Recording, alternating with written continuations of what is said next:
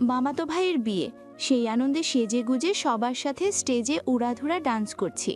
আজ আমি অনেক অনেক খুশি, কারণ আমার জীবনে থাকা রাক্ষসটার আজ বিয়ে। এখন থেকে বউকে নিয়ে বিজি থাকবে, আর আমার জীবনেরও শান্তি বজায় থাকবে। আহা কি আনন্দ! আনন্দে আমি আকাশে বাতাসে উঠতাছি। আরে ডিজে আঙ্কেল, আরেকটা ফাটাফাটি মিউজিক প্লে করুন। কাছে এসে চিল্লিয়ে বলে। আরেকটা গান স্টার্ট হতেই সবাই একসাথে পায়ে পায়ে তাল মিলিয়ে নাচতে শুরু করে। হঠাৎই গান স্টপ হয়ে গেলে রিমঝিমের মুখ দিয়ে অকথ্য ভাষা বেরিয়ে আসে। পেছন ঘুরে ডিজেকে ইচ্ছে মতো কথা শোনাবে। তার আগে মামা আফতার তালুকদারকে সামনে দাঁড়িয়ে নিজের দিকে তাকিয়ে থাকতে দেখে চুপসে যায়। কেউ একজন ঝটকা দিয়ে রিমঝিমের হাত ধরে স্টেজ থেকে টেনে নিয়ে যেতে শুরু করে। আম্মু, এভাবে টেনে নিয়ে যাচ্ছ কেন? কি হয়েছে? হঠাৎ বিয়েবাড়ি মরাবাড়ির মতো থমথমে রূপ ধারণ করলো কেন? উত্তেজিত হয়ে জিজ্ঞেস করে। এলিজা শেখ মেয়ের প্রশ্নের উত্তরে কিছুই বলেন না। তার মুখ গম্ভীর থমথমে, দেখেই বোঝা যাচ্ছে কিছু একটা হয়েছে। আশেপাশের মানুষের ফিসফিসানি থেকে শুনতে পায়, বরযাত্রী যাওয়ার আগেই কনে পালিয়েছে, বিয়েটা আর সম্ভব নয়, তা কনেপক্ষ জানিয়ে দিয়েছেন। কথাটা রিমঝিমের কাছে অবিশ্বাস্য শোনালো, কারণ প্রিয়া আর সৃজন একে অপরকে অনেক ভালোবাসে। তাদের 3 বছরের সম্পর্ক, ভালোবেসেই তারা এই বিয়ে করছে তা সৃজন জানিয়েছিল। তাদের সম্পর্কে আফতার তালুকদার আর নাজমা তালুকদারের সম্মতি দিয়েছেন। আজই কি তাদের বিয়ের কার্য সম্পন্ন হওয়ার কথা, কিন্তু প্রিয়ার পালিয়ে যাওয়ার ব্যাপারটা রিমঝিমের মাথায় ঢুকছে না। এটা কিভাবে হতে পারে? যেখানে মেয়েটার চোখে মুখে স্পষ্ট দেখেছিল নিজ বিয়ের আনন্দ, সেটাকে মিথ্যা প্রমাণিত করে কোথায় গেল? ভাবনায় এতটা ব্যস্ত ছিল যে এলিজা শেখ স্টেজে উঠিয়ে তাকে বসিয়েছে তা লক্ষ্যই করেনি। আম্মু, তুমি আমাকে এখানে বসালে কেন? বিস্ময় প্রশ্ন ছড়ে। এখানে কারা বসে? এলিজা শেখ। কারা আবার? বর কোনে? কোনে কোথায়? পালিয়ে গেছে। রাইট, তুমি এখানে বসেছো মানে তুমি এখন কোনে। আম্মু, তো তুমি আমার সাথে মজা করছো তাই না? একদম না, তোমার সাথেই সৃজনের বিয়ে হবে আজ। কথাটা কানে আসতেই ততক্ষণাৎ সোফা ছেড়ে উঠে দাঁড়ায়। ভয়ে পেছাতে পেছাতে ঘন ঘন শ্বাস ফেলতে শুরু করে। না না, আতঙ্কিত হয়ে বলে। আম্মু প্লিজ না, তুমি তো জানোই ভাইয়াকে আমি কতটা ভয় করি, আর তার সাথেই আমি সারা জীবন কিভাবে কাটাবো। আমি এই বিয়ে করতে চাই না, প্লিজ, করুণার সুরে বলে। তোর মামা আর আমি অনেক ভেবেচিন্তে এই সিদ্ধান্ত নিয়েছি, আর আমরা আমাদের সিদ্ধান্তে অটুট। আর তাছাড়া সৃজনও এই বিয়েতে রাজি, আর তোমার না করাতে এতে কিছুই যায় আসে না। এলিজা শেখ কাঠবলায় জানিয়ে দেয়। কেন জেনে বুঝে আমায় সিংহের গুহায় রাখার বন্দোবস্ত করছো? কান্না মিশ্রিত কণ্ঠে বলে। তুই সৃজনকে কেন এত অপছন্দ করিস, ভয় পাস, এটাই আজ অবধি বুঝতে পারলাম না। ছেলেটা কত ভালো একজন হার্ট সার্জন ডক্টর। তুই অবশ্যই তার সাথে হ্যাপি থাকবি। হ্যাঁ, তুমি তো ভালো বলবেই। তোমার ব্রেন ওয়াশ করেছে না ওই হিটলার? মনে মনে ডক্টর সৃজন তালুকদার শুধু অসুস্থ মানুষেরই হার্টের চিকিৎসা করে না, সুস্থ মানুষেরও হার্টের অ্যাটাক করিয়ে দেয়। তোর কাছে আরও কত বাহানা শুনব। ছোটবেলায় সৃজন রিমঝিমকে ভালোবাসলেও কোনো এক জানা কারণে দিনে দিনে তা পরিবর্তন হয়। সব সময় শাসন করত, বকাবকি করত, এমনকি কখনো কখনো গায়েও হাত তুলত। এই কারণগুলোর জন্য রিমঝিম সৃজনকে অনেক ভয় পেত, কিন্তু তার থেকেও বেশি অপছন্দ করত। নিজের বাড়িতে থাকলেও সব সময় ভয়ে ভয়ে থাকত, এই বুঝি সৃজন ভাইয়া আসে আর এসেই বকাবকি শাসন শুরু করে দেয়। রিমঝিমের কাছে জীবনটা হয়েছিল নরক যন্ত্রণাময়। 1 মাস আগের এক ঘটনা। রিমঝিম সবেই ইন্টার প্রথম বর্ষের স্টুডেন্ট। প্রতিদিন কলেজে যাওয়া এবং আসার সময় কলেজ গেট থেকে একটু দূরে একটা ছেলেকে দেখতে পেত। ছেলেটা দেখতে মোটামুটি হ্যান্ডসাম, সবসময় গাড়িতে হেলান দিয়ে দাঁড়িয়ে থাকত, দূর থেকেই রিমঝিমের দিকে তাকিয়ে থাকত। প্রথম দেখায় রিমঝিম ছেলেটার উপর ক্রাশ খায়। প্রতিদিন প্রার্থনা করত ছেলেটা যেন তাকে প্রপোজ করে। একদিন হলেও তাই। ছেলেটা চিঠি লিখে রিমঝিমকে দেয়। রিমঝিম তো মহা খুশি, যেন স্বর্গ হতে পেয়েছে। সেদিন থেকেই প্রেম শুরু হয় দুজনের মাঝে। তবে এই প্রেম 24 ঘন্টাও টেকে না। পরের দিন সকালেই সৃজন হন্তদন্ত করে ফুপির বাড়ি চলে আসে। সৃজনের রাগান্বিত মুখ দেখেই এলিজা শেখ বুঝতে পারেন তার মেয়ে ভুলভাল কিছু করেছেন। কিছু কি হয়েছে জিজ্ঞেস করলে কোনো উত্তরই দেয় না। মেহগনির মোটা চেলা কাঠ হাতে নিয়েই রিমঝিমের রুমে চলে যায়। এইদিকে এলিজা শেখও কিছু বুঝতে পারেন না, শুধু এইটুকু বুঝতে পারেন বড় কিছু হয়েছে। ঘুমন্ত রিমঝিমকে হেঁচকা টানে এক ঝটকায় বিছানা থেকে নামায়। তৎক্ষণাৎ ঘুম ভেঙে সৃজনকে অগ্নিমূর্তি হয়ে দাঁড়িয়ে থাকতে দেখে ভয়ের শুকনো ঢোক গেলে মুহূর্তেই চেলাকাট দিয়ে কয়েক ঘা পিঠে বসিয়ে দেয়। ব্যথায় গলা ফাটিয়ে আর্তনাদ করতে শুরু করে। এলিজা শেখ দৌড়ে এসে সৃজনকে আটকানোর চেষ্টা করে। কি হয়েছে বাবা, তুমি রিমকে? নাম রিমঝিম হলেও সংক্ষেপে সবাই রিম বলে ডাকে। সৃজন রাগে থরথর করে কাঁপছে। হাতের কাঠটা দূরে ছুঁড়ে ফেলে। চোয়াল শক্ত করে বলে, ওর সাহস কি করে হলো প্রেম করার? এত বড় হয়ে গেছে, প্রেম শুরু করে দিয়েছে। শরীরের ব্যথা ভুলে গিয়ে বিস্ময়ে সৃজনের দিকে তাকায়। ভাইয়া কি করে জানল? মনে মনে, ওই বখাটে বিগড়ে যাওয়া চরিত্রহীন এরিস গুন্ডাটার সাথে তোকে যদি দ্বিতীয়বার দেখি কিংবা সম্পর্ক আছে শুনি, সেই দিনই হবে এই পৃথিবীতে তোর শেষ দিন। বিছানার ওপর থেকে রিমঝিমের ফোনটা নিয়ে এক আছাড় মেরে রুম থেকে ধূপধাপ পা ফেলে বেরিয়ে যায়। রিম ব্যথার চোটে হিচকি তুলে তুলে কাঁদছে। হাইরে প্রেম, একটা দিনও টিকল না। এলিজা শেখ রিমের দিকে চোখ গরম করে তাকিয়ে আছে। রিম চোরা চোখে বারবার এদিক ওদিকে তাকাচ্ছে। অতীতের চেলা কাঠের মার মনে পড়তেই গলা ফাটিয়ে বলতে শুরু করে, আমি এই বিয়ে করব না, আমি এই বিয়ে করব না। আব্বু, কোথায় তুমি? বাঁচাও ওই হিটলারের থেকে। চোখ বদ্ধ করে এক নিঃশ্বাসে বলে। চোখ খুলতেই একটু দূরে পকেটে হাত দিয়ে শান্ত দৃষ্টিতে সৃজনকে নিজের দিকে তাকিয়ে থাকতে দেখে। ভয়ে গলার কণ্ঠস্বর রোধ হয়ে আসে, মুখটাও ফ্যাকাশে রূপ ধারণ করে। রায়হান শেখ মেয়ের ডাকে কাছে আসে। আমি জানি মা, তুই কেন এত ভয় পাচ্ছিস, তবে আমরা ভেবেচিন্তেই তোর বিয়ে সৃজনের সাথে দিচ্ছি। এই বাড়িতে তো তোর মামাও আছে, ভয় পাওয়ার দরকার নেই। আফতার তালুকদারও অনেক বুঝিয়ে রিমঝিমকে শান্ত করায়। যদিও রিমঝিম কিছু বলতো, কিন্তু সৃজন সামনে থাকায় ভয়ে মুখ দিয়ে কিছুই বেরোয় না। তবে মনে মনে ছক কেশেই নেয় এখান থেকে পালাবেই পালাবে। তবুও ওই হিটলারকে বিয়ে করে সিংহের গুহায় থাকবে না। বিয়ে পড়ানোর আয়োজন শুরু হয়। সৃজন উপস্থিত হওয়ার আগেই রিমঝিম ওয়াশরুমের নাম করে চলে আসে। খুশিতে লাফাতে লাফাতে বাড়ির পেছনের দরজার কাছে চলে যায়। এখন এই দরজা দিয়েই বাইরে বেরিয়ে যাবে, তবে নিজের বাড়ি নয়, কারণ ওখান থেকে আবার ওকে তুলে আনতে 2 মিনিটও লাগবে না। গন্তব্য নতুন বান্ধবীর বাসায় যাবে, যাকে কেউ চেনে না। বিশ্ব জয় করার মতো হাসতে হাসতে দরজা খুলে বাইরে বেরিয়ে আসে। সাবধানের সহিত দরজা বন্ধ করে সামনে তাকাতেই হতভম্ব হয়ে যায়। মুখের হাসি গায়েব হয়ে ভয়ে চুপসে যায়। সামনেই মোটা লম্বা লাঠির ওপর ডান হাত ভর করে সৃজন দাঁড়িয়ে আছে। মুখে রহস্যময় হাসি, চোখে আগুন। কি ভেবেছিস, পালিয়ে যাবি? তা তো আমি হতে দেব না। সামনেই মোটা লম্বা লাঠির ওপর ডান হাত ভর করে সৃজন দাঁড়িয়ে আছে। মুখে রহস্যময় হাসি, চোখে আগুন। কি ভেবেছিস, পালনে যাবি? তা তো আমি হতে দেব না। 1 পা 2 পা করে আগাতে শুরু করে। রিমঝিম পেছাতে শুরু করে। ভয়ে শরীর হাত পা কেঁপে শুরু করেছে। একেই বলে যেখানে বাঘের ভয় সেখানেই সন্ধ্যা হয়। পেছাতে পেছাতে দরজার সাথে পিঠ ঠেকে যায়, আর পেছাতে পারে না। পিঠির পেছনে দেয়ালে ডান হাত রেখে শীতল কণ্ঠে প্রশ্ন ছড়ে, পালাচ্ছিলি কেন? তোর সমস্যাটা কোথায়? এই শীতল কণ্ঠস্বর বুকে আরও ভয় ঠুকিয়ে দেয়। ভয় আর অস্বস্তিতে বারবার এদিকে ওদিকে চোখের পলক ফেলছে। এই মুহূর্তে এই পরিস্থিতি থেকে বাঁচার আপ্রাণ প্রয়াস চলছে। কি হলো বল? ভাইয়া, আসলে তোর আসলে শোনার জন্য আসেনি। নিজেকে সুস্থ সবল দেখতে চাইলে এক্ষুনি ভেতরে যাবি, ধমকের সুরে। রাম ধমকে রিমঝিমের আত্মা কেঁপে ওঠে। সৃজন সরে দাঁড়াতেই দরজা খুলে ভেতরে চলে আসে। মুখটা বাংলার 5 করে আবার বিয়ের আসরে এসে চুপচাপ বসে পড়ে। কোনো উপায় নেই, বিয়ে আজ করতেই হবে। কিন্তু একটা জিনিস বুঝতে পারছি না, সৃজন ভাইয়া যদি প্রিয়া আপুকেই ভালোবেসে থাকে, তাহলে আমার পেছনে কেন হাত ধুয়ে পড়ে গেল? এলিজা শেখ মেয়ের পাশে বসে নরম সুরে শুধারে, আমি জানি তুই এই বিয়েতে একদম রাজি না, সৃজনকে ভয় পাস, অপছন্দ করিস, তবে একটা জিনিস কখনো ভেবে দেখেছিস, মানুষ কিন্তু আপন ভালোবাসার মানুষের ওপরেই বেশি রাগ করে, রাগ দেখায়, শাসন করে।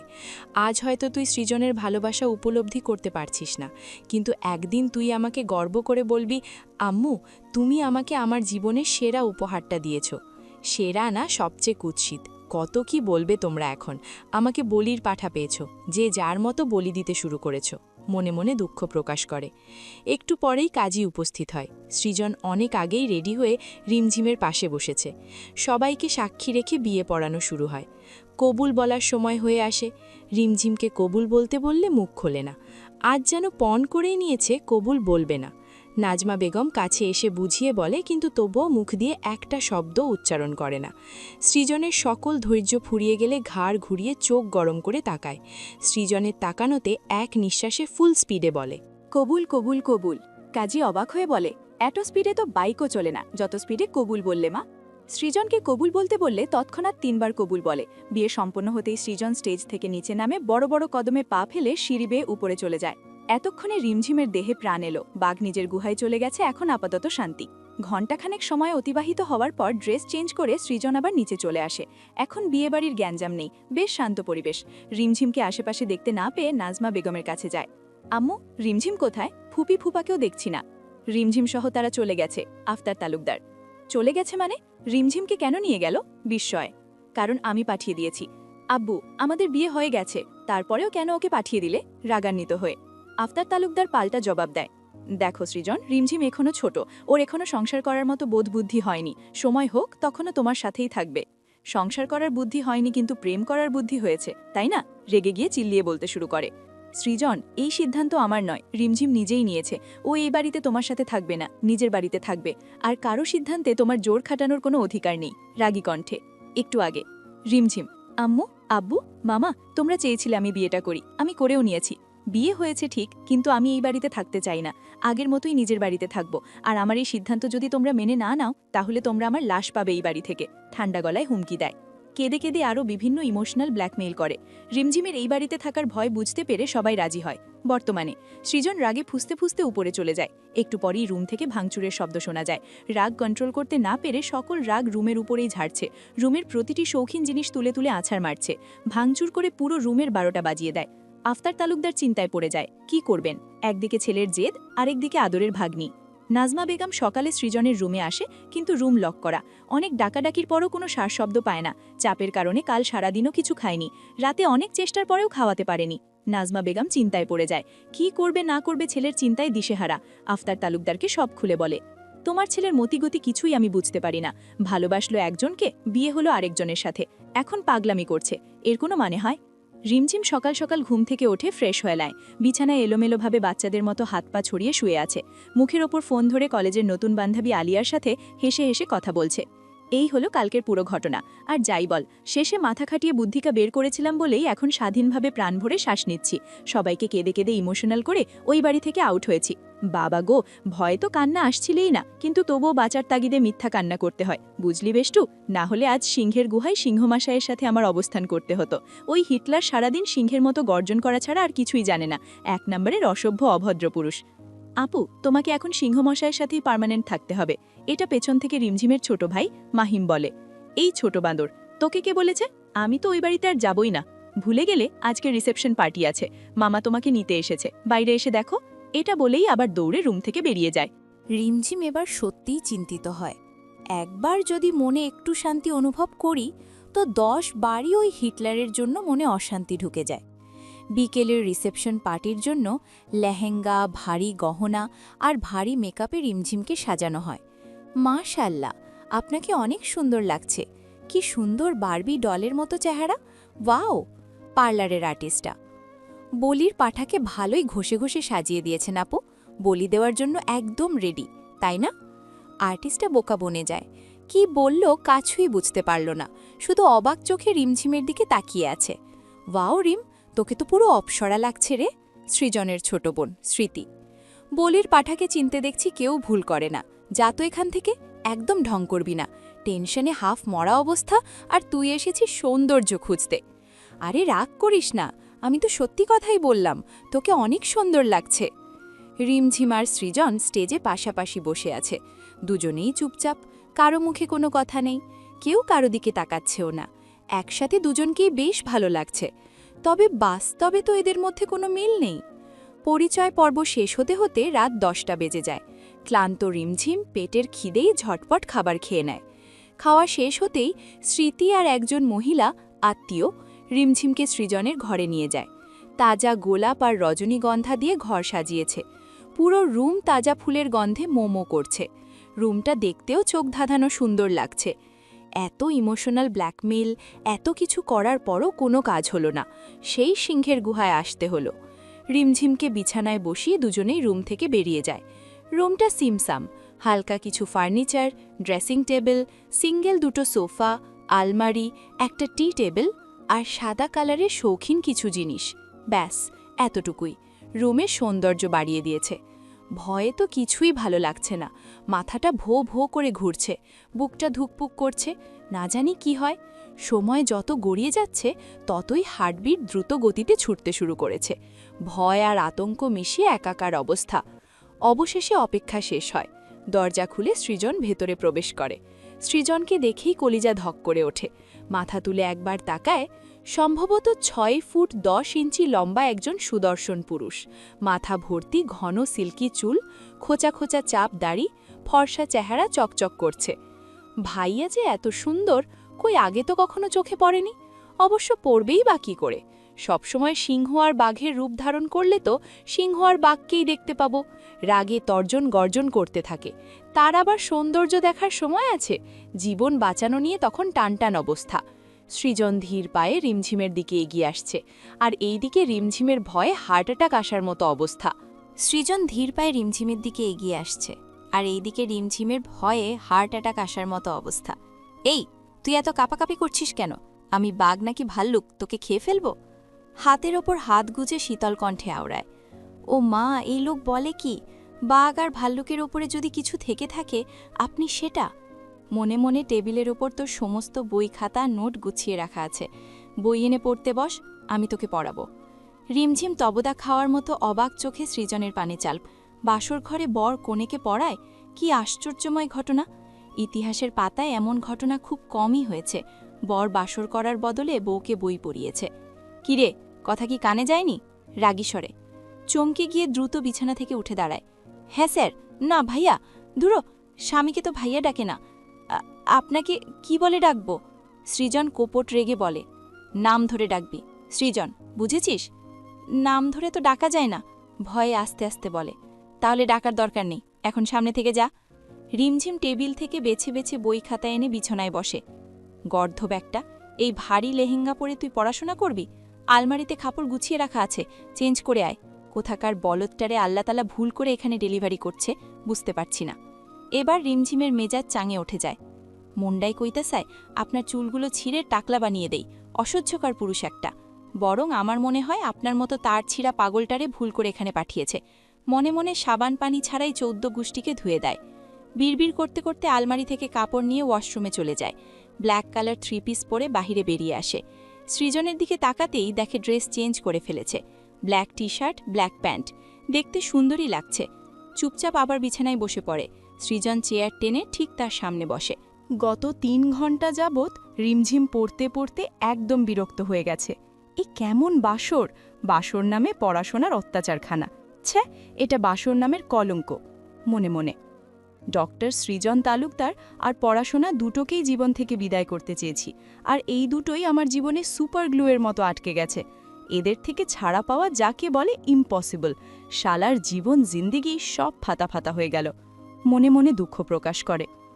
তোর মনোযোগ কোথায়? তোকে বোঝাচ্ছি একভাবে, বুঝছিস আরেকভাবে।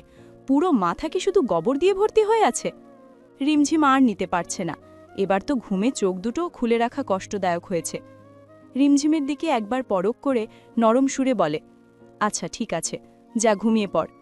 চমকে গিয়ে বলে, বাহ, আপনি কবে থেকে এত ভালো মানুষ হয়ে গেলেন?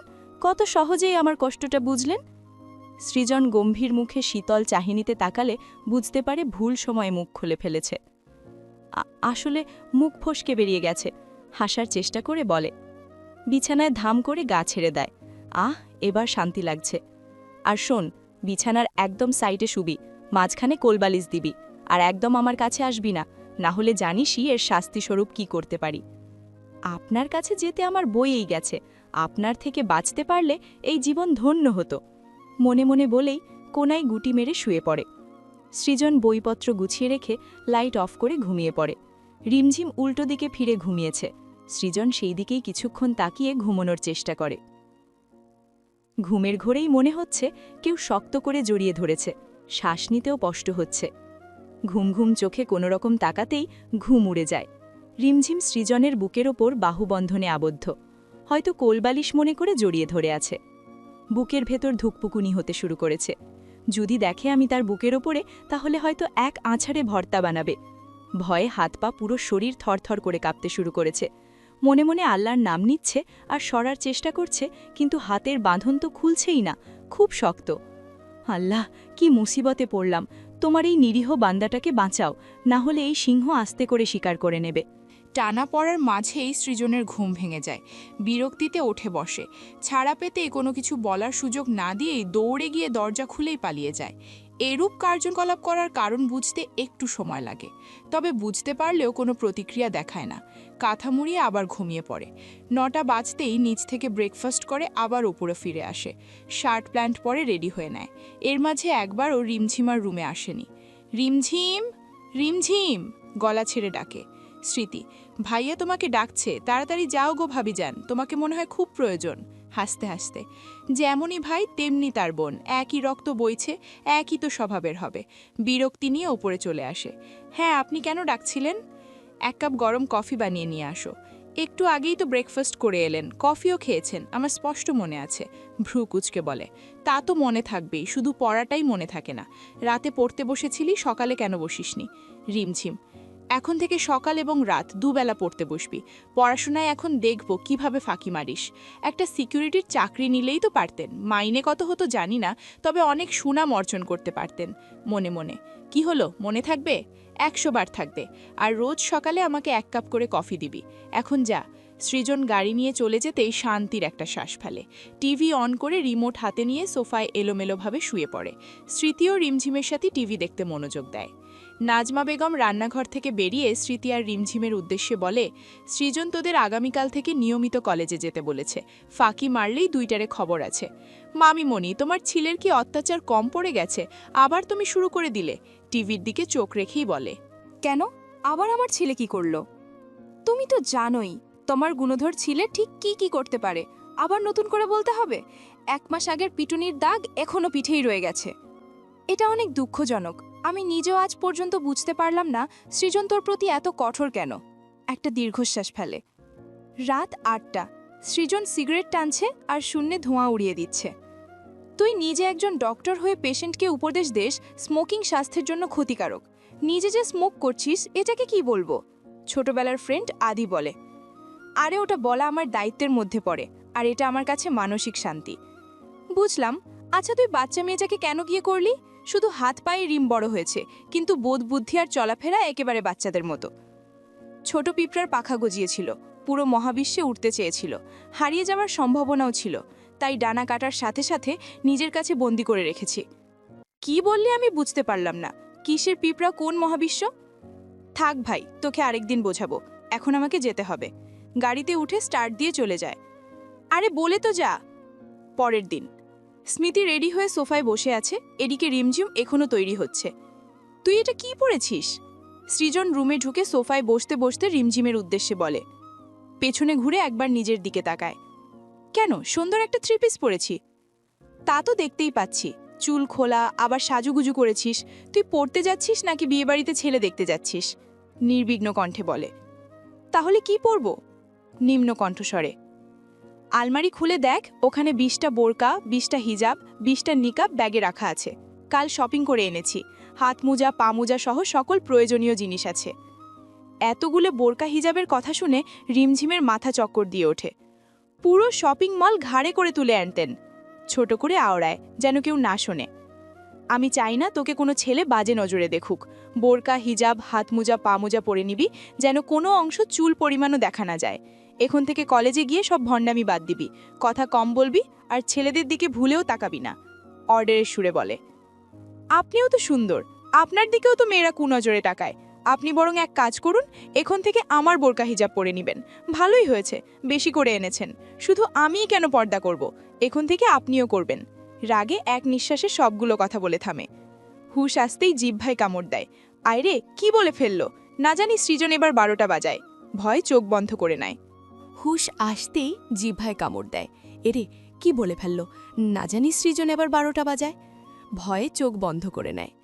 রিমঝিমের উক্তিতে স্মৃতি মুখে হাত চেপে ধরে হাসতে শুরু করে।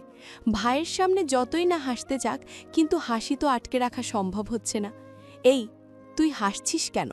তোর ঘরেও বোরকা হিজাব রেখে এসেছি। এখনই রুমে যাবি আর সেখান থেকে একটা পরে নিবি। এখন এই রুম থেকে বের হ। স্মৃতি উঠে চলে যাওয়ার জন্য পা বাড়ায়। রিমঝিম পেছন পেছন যেতে নিলে সৃজন বলে, তুই কোথায় যাচ্ছিস? এখানে আয়, আমার সামনে এসে দাঁড়া। ব্যাস হয়ে গেল, পালাতে গিয়েও আর পালাতে পারল না। ভুল তো করেই ফেলেছে, এবার ভুলের মাসুল দিতে হবে। রিমঝিম নামটা আমি মাঝে মাঝে সংক্ষেপে বলবো, বুঝে নেবেন। গুটি গুটি পায়ে সৃজনের সামনে গিয়ে দাঁড়ায়, ফ্লোরের দিকে দৃষ্টি রেখে হাত কচলাতে শুরু করে। দিনে দিনে তোর সাহস বেড়ে গেছে, তাই না? মুখের কোনো ব্রেক নেই। আমি বলি একটা, আমার কথার উপর দিয়ে বলিস আরেকটা। আবার কি মেহগনি গাছের চেলাকা টানতে হবে? সরি ভাইয়া, মুখ ফসকে বেরিয়ে গেছে। মাথা নিচু রেখেই নিম্ন কণ্ঠে, কান ধরে উঠবস কর, তাও 20 বার। চমকে গিয়ে মাথা তুলে সৃজনের দিকে তাকায়। এখনই উঠবস করু, তা যদি করতে না পারিস তাহলে মেহগনির কাঠ আনছি। কথায় কথায় মেহগনির কাঠ আনতে চান কেন? আমি কান ধরে উঠবস করছি তো। অসহায় দৃষ্টিতে সৃজনের দিকে তাকিয়ে উঠবস করতে শুরু করে। একবার থেকে দুবার করতেই সৃজন থামিয়ে দিয়ে বলে, আর করতে হবে না, 5 মিনিটে রেডি হয়ে নিচে নেমে আয়। রুম থেকে বেরিয়ে নিচে চলে যায়। অবাক চোখে সৃজনের যাওয়ার পানে তাকায়। এটা কি হলো? আমি কি স্বপ্ন দেখছি? সৃজন তালুকদারের দিনে দিনে কি ভালো রূপ দেখছি। খুশিতে গদগদ হয়ে বলে, ওহো ভাইয়া, আই লাভ ইউ, তাড়াতাড়ি আরও ভালো হয়ে যান। দূরও, আমি কী সব বকছি। মাথা চুলকাতে চুলকাতে স্মৃতি আর রিমঝিম বোরকা, হিজাব, হাতমোজা, পা মোজা পরে নিচে চলে আসে। দুজনের দিকে একবার তাকিয়ে হেসে বলে, এইবার ঠিক আছে। জানিস তোদের পর্দায় কতটা সুন্দর লাগছে? স্মৃতি, হ্যাঁ ভাইয়া, আয়নায় দেখে নিয়েছি, কত সুন্দর লাগছে। বাই এনি চান্স তুই কি মন থেকে বলছিস? মন থেকে বলি আর মন থেকে নাই বলি, তাতে তোমার কি? রিমের হাত ধরে গটগট করে বাহিরে বেরিয়ে যায়। এরা এত ননসেন্স কেন? নিজের ভালোটাও বোঝে না। একটা দীর্ঘশ্বাস ফেলে বাড়ির বাহিরে চলে আসে। কলেজের সামনে এসে গাড়ি থামিয়ে রিমা স্মৃতিকে নামিয়ে দেয়। কলেজ ছুটির পর পাকনামি করে কোথাও যাবি না, ড্রাইভার এসে তোদের নিয়ে যাবে, আর মনোযোগ দিয়ে ক্লাস করবি। গাড়ি স্টার্ট দিয়ে চলে যায়। দুজনেই কলেজের ভেতর চলে আসে। দূরে আলিয়াকে দাঁড়িয়ে অপেক্ষা করতে দেখে দুজনেই সেদিকে চলে যায়। এই আলিয়া, আমরা এদিকে, তুই ওদিকে কি খুঁজছিস? আলিয়া চমকে গিয়ে বলে, কে কে, তোমরা কারা? ভালোভাবে চোখের দিকে তাকাতেই চিনে যায়। কিরে, তোরা দুই বাঁদর আবার কবে থেকে হাজি হলি? একদম মনে হচ্ছে হাফিজ করে এসেছিস। মুচকি হেসে দুজনেই রেগে গিয়ে পিঠে দুমদাম কিল বসিয়ে দেয়। ভুল হয়ে গেছে বাবা, আর বলবো না। এবার বল, হঠাৎ তোদের দুজনের একসাথে এই রকম ড্রেস আপের কারণ কি? রিম, সে এক লম্বা কাহিনী। স্মৃতি সকল ঘটনা খুলে বলে, সাথে নিজেই হাসতে শুরু করে। রিমের বোকামি শুনে আলিয়াও হাসি ধরে রাখতে পারছে না। রিম, তুই আসার পর জানিস ভাইয়া আমাকে 20 বার উঠবস করতে বলেছে। কি হ হ? আলিয়া। দুজনেই একে অপরের গলা ধরে সশব্দে হাসতে শুরু করে। এত হাসতে হবে না, ভাইয়া পরে আমাকে মাফ করে দিয়েছে। রিম ভাব নিয়ে বলে, ও তাহলে তো ঠিকই আছে। আলিয়া। ক্লাস শেষ করে তিনজনই বেরিয়ে আসে। গেটের কাছে এসে আলিয়াকে বিদায় জানিয়ে গাড়িতে উঠে পড়ে। ড্রাইভার গাড়ি স্টার্ট করে এগিয়ে যেতে শুরু করে।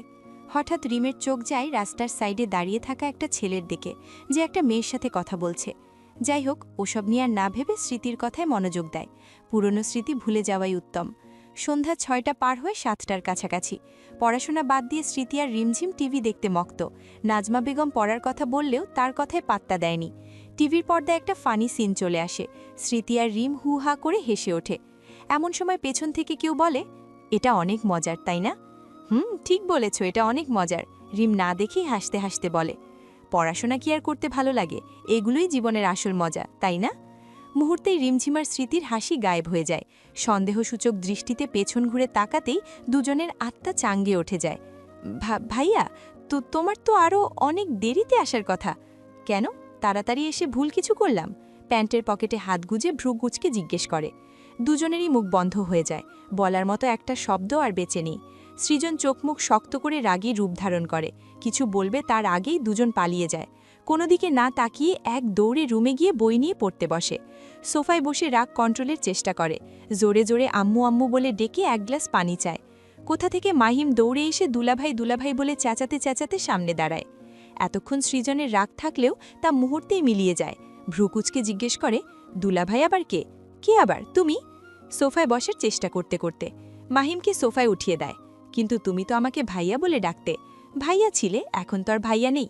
কেন ভাইয়া নেই? আমি জানি আপুর স্বামীকে দুলাভাই ডাকতে হয়। তুমি তো আমার আপুর স্বামী। এটাকে বলেছে তোমায়? কেন? আমার ফ্রেন্ড তো তার আপু স্বামীকে দুলাভাই ডাকে, আর ওই দুলাভাই কত কতগুলো চকলেট চিপস দেয়। তুমি তো আমাকে কিছুই দাও না, কিপটা দুলাভাই তুমি। মুখ ঘুরিয়ে বলে। 6 বছরের একটা ছেলের মুখ থেকে এসব শুনে হাসবে নাকি কাঁদবে সেটাই বুঝতে পারছে না। বোনের শিরায় উপশিরায় যদি বোকামি থাকে, তাহলে ভাইয়ের শিরায় শিরায় বুদ্ধিমত্তা আর চালাকের চাপ। আচ্ছা, আমি তোমাকে কালকে অনেকগুলো চকলেটের চিপস এনে দেব। সত্যি? খুশিতে গদগদ হয়ে। তার আগে তোমাকে একটা কাজ করতে হবে। ভাইয়া, দুলা ভাই না, শুধু ভাইয়া ডাকবে, ঠিক আছে? ঠিক আছে। রিমঝিম গুনগুন করে মনের আনন্দে গান গাইছে আর কাপড় গুছিয়ে সুটকেসে রাখছে। নিজের বাড়িতে যাবে সেই খুশিতে ঠোঁট থেকে হাসিই সরছে না। কি ব্যাপার, সকাল সকাল তুই কিসের জন্য এত খুশি? রুমে প্রবেশ করে বিছানায় বসতে বসতে। আমি বাড়ি যাচ্ছি সেই খুশিতে। আসলে কি জানেন, নিজের বাড়িতে থাকার মজাই আলাদা। তা তো হবেই, পড়ায় ভালোভাবে ফাঁকি মারা যায়। এত খুশি হওয়ার দরকার নেই, তুই কোথাও যাচ্ছিস না। বললেই হলো, আম্মু আব্বুকে বলে রাজি করিয়েছি, তারা আমাকে নিয়ে যাবে। ফুপিকে বলেছি তুই পড়াশোনায় একেবারে কাঁচা গোল্লা, আমি তোকে পড়াচ্ছি, তোকে যেন না নিয়ে যায়, এতে তোর অনেক গ্যাপ পড়ে যাবে, তাই আর তোকে সঙ্গে নিয়ে যাচ্ছে না। না, এটা হতেই পারে না, বাচ্চাদের মতো চিল্লায় বলে। আর এটাই হয়েছে। হাতের কাপড়টা বিছানায় ছুঁড়ে ফেলে রেগেমেগে বাহিরে চলে যায়। রিমঝিমের রেগে চলে যাওয়াতে সৃজন মুচকি হাসে। সোফায় বসে উপরের দিকে তাকিয়ে মনে মনে সৃজনকে হাজারটা গালি দিচ্ছে। এরই মাঝে নাজমা বেগম সামনে এসে বলে, সৃজনকে এই হালুয়াটা দিয়ে আয় তো।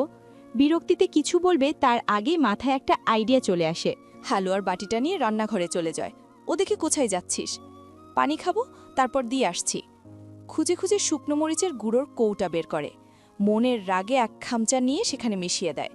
যেহেতু হালুয়ার রংটা লাল ছিল, তাই বোঝা যাচ্ছে না। রুমে ফিরে এসে দেখে সৃজন তৈরি হচ্ছে। মামিমণি হালুয়া পাঠিয়েছে, আপনাকে এখনই খেতে বলল। ঘাড় ঘুরিয়ে বলে, আচ্ছা দে। তুই খেয়েছিস? খেয়েছি। তাড়াতাড়ি রেডি হ, তোকে কলেজে ড্রপ করে যাব। বাটি হাতে নিয়ে প্রথম চামচ রিমঝিমের দিকে ধরে। খেতে না চাইলে নিজের মুখেই পুড়ে দেয়। সাথে সাথেই ঝালে পুরো মুখের ভেতর জ্বলতে শুরু করে। অত্যন্য ঝালে শুষাতে শুষাতে বলে, উফ, এটা এটা কি? তাড়াতাড়ি নিচ থেকে পানি আন, খুব ঝাল লাগছে। টেবিলে থাকা অর্ধ গ্লাস পানি খেয়েও এক ফোঁটা ঝাল কমে না। রিমঝিমের দিকে তাকালে দেখে এখনও ঠাই দাঁড়িয়ে আছে। কাছে এসে এক ঝটকায় কাছে নিয়ে ঠোঁটে কিস করে। বিস্ময়ে রিমের চোখ বড় বড় হয়ে যায়, সারা শরীর শিউরে ওঠে। এবার যাবি নাকি? টেবিলে থাকা অর্ধ গ্লাস পানি খেয়েও এক ফোঁটা ঝাল কমে না। রিমঝিমের দিকে তাকালে দেখে এখনও ঠাঁই দাঁড়িয়ে আছে। কাছে এসে এক ঝটকায় কাছে নিয়ে ঠোঁটে কিস করে। বিস্ময়ে রিমের চোখ বড় বড় হয়ে যায়, সারা শরীর শিউরে ওঠে। এবার যাবি নাকি? ছাড়া পেতেই বড় বড় শ্বাস ফেলে। সৃজনের দিকে তাকাতেই দেখে চোখ অত্যন্ত লাল টকটকে হয়ে উঠেছে। আর কিছু না ভেবে দ্রুত পায়ে রুম থেকে বেরিয়ে যায়। পানির জগ হাতে নিয়ে দৌড়ে রুমে ফিরে আসতেই ছোঁ মেরে জগটা হাত থেকে নেয়। হাঁ করে পুরো জগের পানি ঢকঢক করে খেতে শুরু করে। এই জন্যই মানুষ বলে, রাগ করলে তো হেরে গেলে। মানুষ তো অন্যের পায়ে কুড়াল মারে, আমি তো নিজের পায়েই কুড়াল মারলাম। রেগে মরিচের গুঁড়ো না দেওয়াই মনে হয় ভালো ছিল। সবাই তো ঠিক কথাই বলে, আমার মাথায় কোনো বুদ্ধি নেই, শুধু গোবর দিয়ে ভর্তি। আল্লাহ এবার বাঁচাইলেই হয়, জন্মের শিক্ষা হয়ে গেছে। আর এমন ভুলভাল কাজ কখনো করব না। চোরা চোখে কাঁচুমাচু করে সৃজনের দিকে তাকায়। পুরো এক জগ পানি খাওয়ার পরই কিছুটা ঝাল কমেছে। এমনিতেই ঝাল খাওয়ার অভ্যাস নেই, তার উপর বোধহয় পুরো ঝালের বস্তা ঢেলে দিয়েছিল। একটু একটু করে রিমের দিকে এগিয়ে যায়। রিম পেছাতে গেলেও সৃজন দুই বাহু শক্ত করে ধরে দেওয়ালের সাথে চেপে ধরে। ব্যথা পেয়ে রিমঝিমের মুখ থেকে ব্যথাতুর শব্দ বের হয়ে আসে। আগুন চোখে তাকিয়ে চিবিয়ে চিবিয়ে বলে, সারা জীবন কি অবুঝ থাকবি? বোধ বুদ্ধি সব হাঁটুতেই থাকবে, গাধা কোথাকার একটা। আতঙ্কি রিম চোখ খিচে বন্ধ করে নেয়, বুক ধরফর করছে। সরি ভাইয়া, আসলে বুঝতে পারিনি, রাগে মরিচের গুঁড়া দিয়ে ফেলেছি। কোনো সারা শব্দ নেই, আর হাতটাও হালকা লাগছে। চোখ খুলতেই দেখে সৃজন ঘরে নেই। ফোঁস করে একটা শ্বাস ছেড়ে রুমের বাহিরে উকি মারে, না, কেউ নেই। গাড়ির ভেতরে সিটে বসে নিজের মাথা চেপে ধরে। এই পাগল মেয়েটার কাছে আর 2 মিনিট থাকলে আমি নিজেই পাগল হয়ে যাব। কবে তুই একটু মেচিওর হবি পাখি? কবে তোর মনে আমার জন্য অনুভূতি জন্মাবে? আমি যে সেই দিনটার অপেক্ষায় আছি। এদিকে রিমঝিম মন খারাপ করে গালে হাত দিয়ে সোফায় বসে আছে। কিসিংয়ের সিনটা বারবার সামনে ভাসছে, আর কিছু একটা অদ্ভুত ফিলিংস কাজ করছে। তবে তার থেকেও ভয়টা বেশি কাজ করছে। বাড়িতে তো যেতে পারলাম না, শুধু শুধু ভাইয়াকে রাগিয়ে দিলাম। উফ, ভালো লাগে না। আমাদের সাথে নিয়ে যাচ্ছি না, তুমি কি এই জন্য মন খারাপ করে আছো? এলিজা শেখ সোফায় বসে রিমের উদ্দেশ্যে বলে, রিমঝিম, 2 দিন পর সৃজন তোমাকে নিয়ে যাবে। কেন, আমি কি নিজের বাড়ির রাস্তা চিনি না? এলিজা শেখের দিকে তাকিয়ে বলে, আমি বলতে চাইছি সৃজন তোমাকে নিজে যেতে দেবে। ওই হিটলার যেতে দেবে না, তা একেবারে সাফ সাফ জানিয়ে দিয়েছে। আরে পাগলি, ওটা তো... তুমি কথা বলবে না? নিজের মেয়ের থেকে হিটলারটাকে তুমি বেশি ভালোবাসো? ডক্টর সৃজন ওটা, ডক্টর সৃজন এটা বলে বলে কানের পোকা খেয়ে ফেলেছ। হনহন করে সিঁড়ি বেয়ে উপরে চলে যায়। আমার বোকা মেয়েটা কিছুই বুঝতে চায় না। হাতে পায়ে বড় হলি, বোধ বুদ্ধিতে ছোটই থেকে গেলি। এই জন্যই তোর বিয়েটা দেরিতে দেব ভেবেছিলাম, কিন্তু পরিস্থিতি এই জায়গায় দাঁড় করিয়েছে রে মা, মনে মনে বলে একটা দীর্ঘশ্বাস ফেলেন। ডাক্তার সাহেব, আসবো? আদি দরজার সামনে দাঁড়িয়ে হেসে বলে, তোকে তো বলেছি অনুমতি নেওয়ার দরকার নেই। হ্যাঁ, তা বলেছিস, কিন্তু তুই এত বড় ডাক্তার, অনুমতি তো নিতেই হয়। তোর কি কাজ নেই, এখানে এসেছিস? ছুটিতে আছি। মানে কি? নিজের কোম্পানিতে আবার কিসের ছুটি? মনটা ভালো নেই রে দোস্ত, তাই আব্বুকে বলে 2 দিন অবসরে। তুই তো আমার একমাত্র ভালো বন্ধু, তাই তোর কাছে আসলাম। আচ্ছা বস, চা খাবি নাকি কফি? কোনোটাই না। আচ্ছা একটা কথা বল তো। বল, ফাইলের দিকে মনোযোগ রেখে। আচ্ছা তাহলে সত্যিই শুনতে চাস?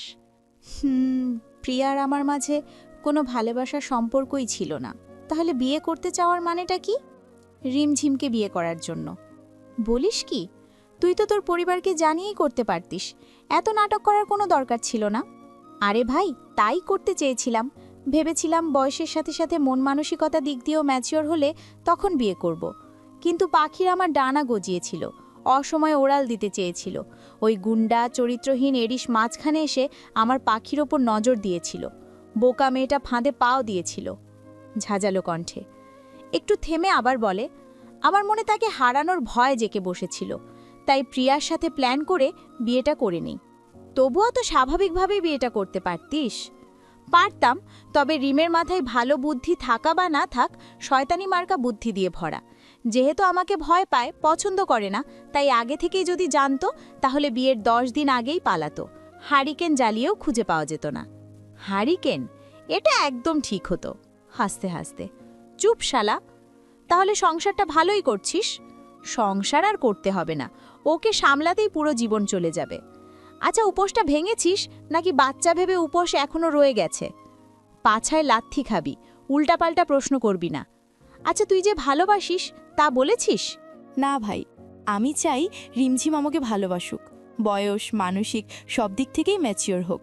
ও নিজেই ভালোবেসে আমাকে কাছে যাক, আমার জন্য উতলা হোক। হৃদয় দিয়ে যেদিন আমার ভালোবাসা উপলব্ধি করতে পারবে, সেদিন আমি নিজেই কাছে যাব, বলবো অন্য কেউ নয়, one and only you, you are my love. বাঘসিংহের মতো তর্জন গর্জন করলে মেয়েটা তোকে জীবনেও ভালোবাসবে না। অভিশাপ দিচ্ছিস? একদম না, সত্যি কথাই বললাম। সন্ধ্যের পর সৃজন বাড়ি ফেরে। রুমে এসে দেখে রিমঝিম মনোযোগ দিয়ে পড়াশোনা করছে। ব্যাপারটা ঠিক হজম হচ্ছে না। আচ্ছা, আমি কি সকালে একটু বেশিই করে ফেলেছি? হয়তো আদি ঠিক কথাই বলেছে, বাঘ আর সিংহ থেকে একটু নরম সরম হতে হবে, না হলে বউয়ের ভালোবাসা এই কপালে জুটবে না। ড্রেস চেঞ্জ করে সিগারেটের প্যাকেট হাতে নিয়ে সাদে চলে আসে। একটা বের করে টানতে শুরু করে। ফোনে কল আসার শব্দ হলে পকেটে হাতটা বের করে রিসিভ করে। বল, কি অবস্থা? অবস্থা যাই হোক, তোর সাথে যা ডিল হয়েছিল মনে আছে তো?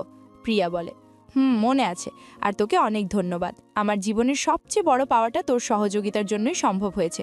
ধন্যবাদ রে। মেয়ে হয়ে এত বড় রিস্ক এমনি এমনি নিইনি। তুই যেমন তোর ভালোবাসা পেয়েছিস, এখন আমার ভালোবাসাও পেতে সাহায্য করবি। সাহায্য বললে ভুল হবে, পুরোটাই তোকে করতে হবে। সজাসাপটা সহজ ভঙ্গিমায় বলে, তোর কাছে কৃতজ্ঞ এই জন্যই সুযোগ পেয়েছিস তো। ঠিক আছে, কম করে হলেও নির্লজ্জের মতো আদিকে 50 বার প্রপোজ করছিস আর 60 বার রিজেক্ট হয়েছিস। এতবার রিজেক্ট হওয়ার পরেও ভালোবাসার ভূত নামেনি? দেখ ভাই, তুই যেমন রিমঝিমকে ছাড়া অন্ধকার দেখিস, আমি আদিকে ছাড়া আরও গভীর অন্ধকার দেখি। ওকে আমি খুব খুব ভালোবাসি, কিন্তু অনেক চেষ্টার পরও ওই শয়তান বেড়ার মন জয় করতে পারিনি। এই জন্যই তোর কথায় রাজি হয়েছি। আমার ভালোবাসাকে পাইয়ে দেওয়া এখন তোর দায়িত্ব। এতদিনে কিছু হলো না, এখন কিভাবে হবে? বাটপারি করবি না। আই ডোন্ট কেয়ার কিভাবে হবে, সেটা তোর ব্যাপার। আচ্ছা যাই হোক, তুই এখন কোথায় আছিস? পায়ের ওপর পা তুলে একটা আঙ্গুর তুলে মুখে পুরে বলে, বাড়িতেই আছি। বাড়িতে মানে? আঙ্কেল আন্টি কিছু বলেনি? 2-4 পা ধরে কান্না করছি, ব্যাস আমার চোখের পানি তাদের হৃদয় গলিয়ে দিয়েছে। সিরিয়াসলি? বিস্ময়ে সৃজন রুমে ফিরে এসে রিমঝিমের সামনে বসে। সকালের জন্য সরি, আসলে মাথাটা তখন গরম হয়ে গিয়েছিল। রিমঝিম নিজ ভঙ্গিমায় পড়ার পাতায় ডুবে আছে। পকেট থেকে কয়েকটা চকলেট বের করে সামনে রেখে আবার বলে, গাল ফুলিয়ে থাকতে হবে না, কাপড় গুছিয়ে রাখিস, কাল চলে যাবি। চকলেটগুলো হাতে তুলে নিয়ে খুশিতে বলে, সত্যি? আমি তো ভেবেছিলাম আপনি আমার উপর রাগ করে আছেন আর কোনোদিনও যেতেই দেবেন না। অতিরিক্ত খুশিতে গদগদ হয়ে বকবকানি শুরু করে। এই রে, আমি আবার বাদরকে মাথায় তুলছি না তো? আশকারা পেয়ে আবার না ভুলভাল কাজ শুরু করে। মনে মনে চিন্তায় পড়ে যায়। এবার অনেক আনন্দ হবে।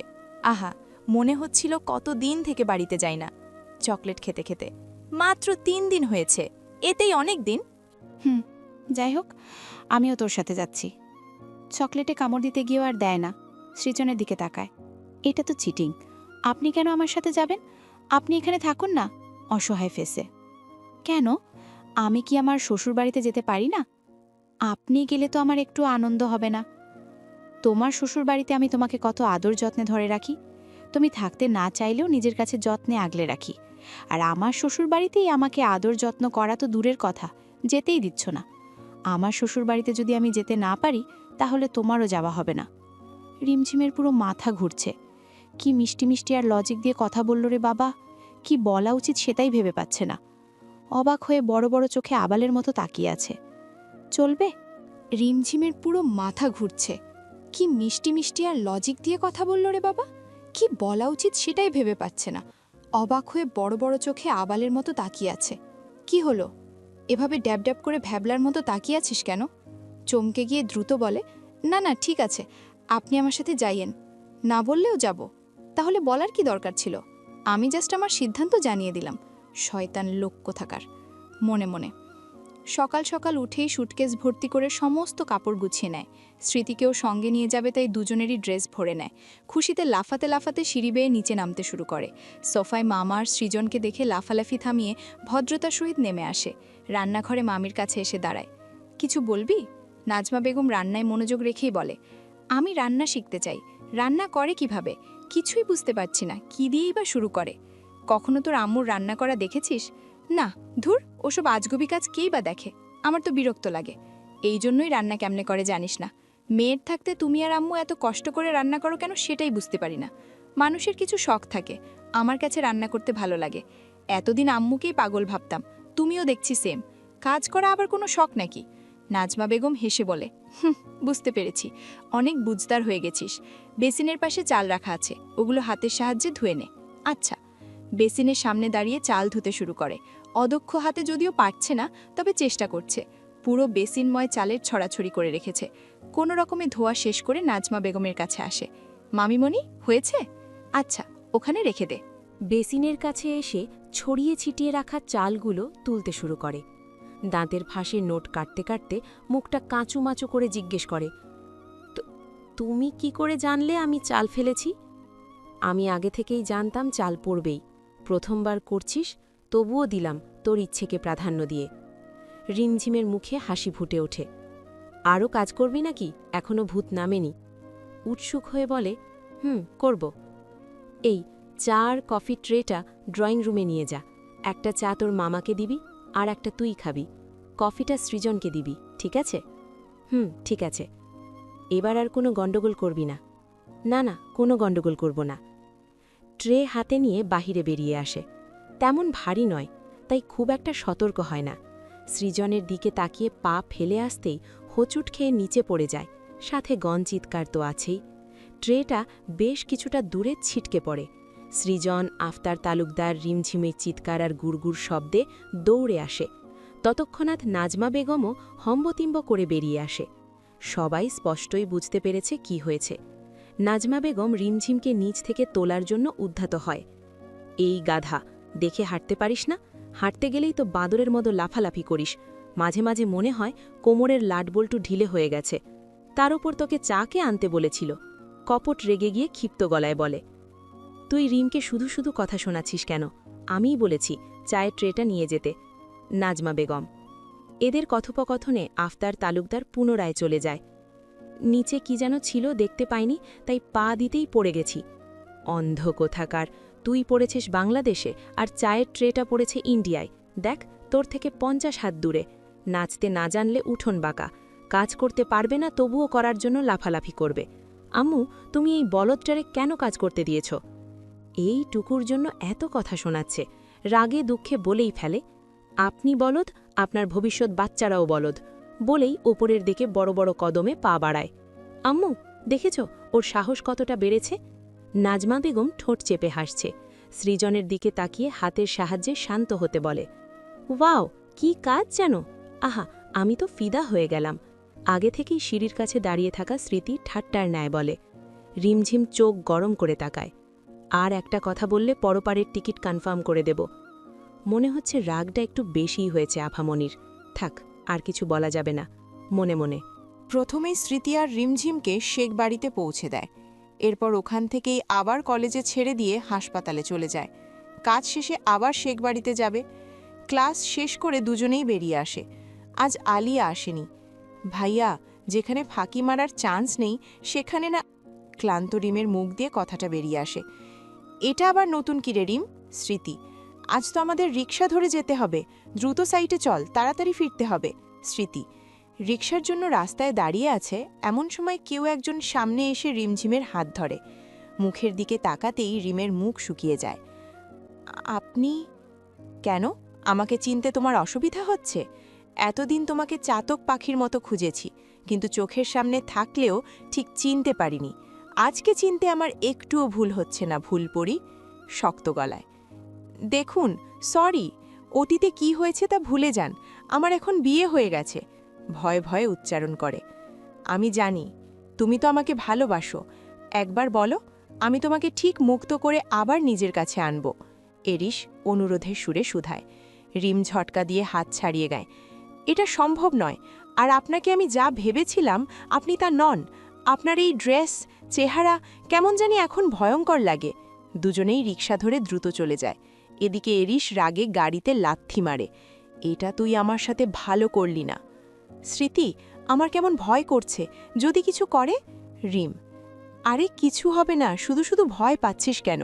এসব নিয়ে যত ভাববি ততই ভয় পাবি, তাই এসব নিয়ে ভাবতে হবে না, রিল্যাক্স। তুই ঠিকই বলেছিস। মন খারাপ করে বাসায় পৌঁছেই আগে লাঞ্চ করতে বসে। রায়হান শেখ, মাহিম সহ খেতে বসেছে। অ্যালিজা শেখ খাবার বেড়ে দিচ্ছে। যেহেতু বিয়ের পর রিম এই বাড়িতে প্রথম এসেছে, তাই অনেক খাবারের আইটেম করা হয়েছে। সৃজন কখন আসবে? রায়হান শেখ খেতে খেতে। কাজ শেষ করে এখানেই চলে আসবে। অ্যালিজা শেখ। খাওয়ার মাঝেই আকাশ ডেকে ওঠে। এই অসময়ে মনে হচ্ছে বৃষ্টি আসবে। অ্যালিজা। বৃষ্টি আসবে শুনেই রিমঝিমের মন নেচে ওঠে। রিম মুখ খোলার আগেই স্মৃতি বৃষ্টিতে ভেজার উস্কানি দেয়। তবে দুজনেই চিন্তায় পড়ে যায়, অ্যালিজা শেখ যদি ভিজতে না দেয়। এই তোরা কি ফিস করছিস? আবার বৃষ্টিতে ভেজার প্ল্যান করছিস না তো? দুজনেরই মুখ চুপসে যায়। বৃষ্টিতে ভেজার স্বপ্নে 2 বালতি পানি ঢেলে দিল। আম্মু, আমরা বৃষ্টিতে ভিজব, এতে তুমি যাই বলো, কিছুই যায় আসে না। আত্মবিশ্বাস নিয়ে বলে। দেখেছেন আপনার সামনেই কেমন মুখে মুখে কথা বলছে।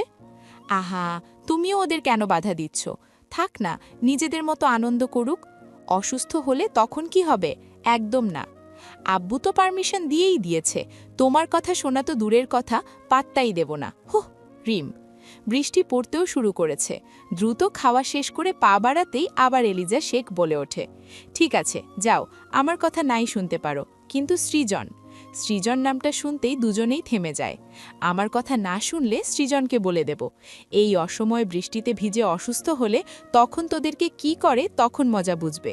ফুপি, প্লিজ যেতে দাও না। রিম কোথায় গেল? এলিজা শেখ অবাক হয়ে জিজ্ঞেস করে। আম্মু, আমি নিচে।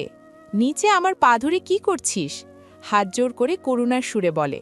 প্লিজ প্লিজ প্লিজ আম্মু, যেতে দাও, কথা দিচ্ছি, একটু ভিজেই চলে আসব, প্লিজ ভাইয়াকে বলো না। এতক্ষণ তো বাঘের রূপ ছিল, 2 সেকেন্ডেই বিড়াল হয়ে গেলি।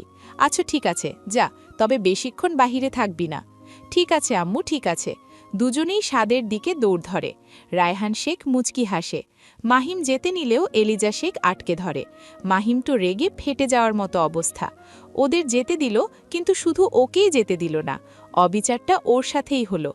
বৃষ্টি বেশি জোরেও না, আবার আস্তেও না, মধ্যমভাবে পড়ছে। স্মৃতি আর রিমঝিম স্বাদময় আনন্দে ভিজছে।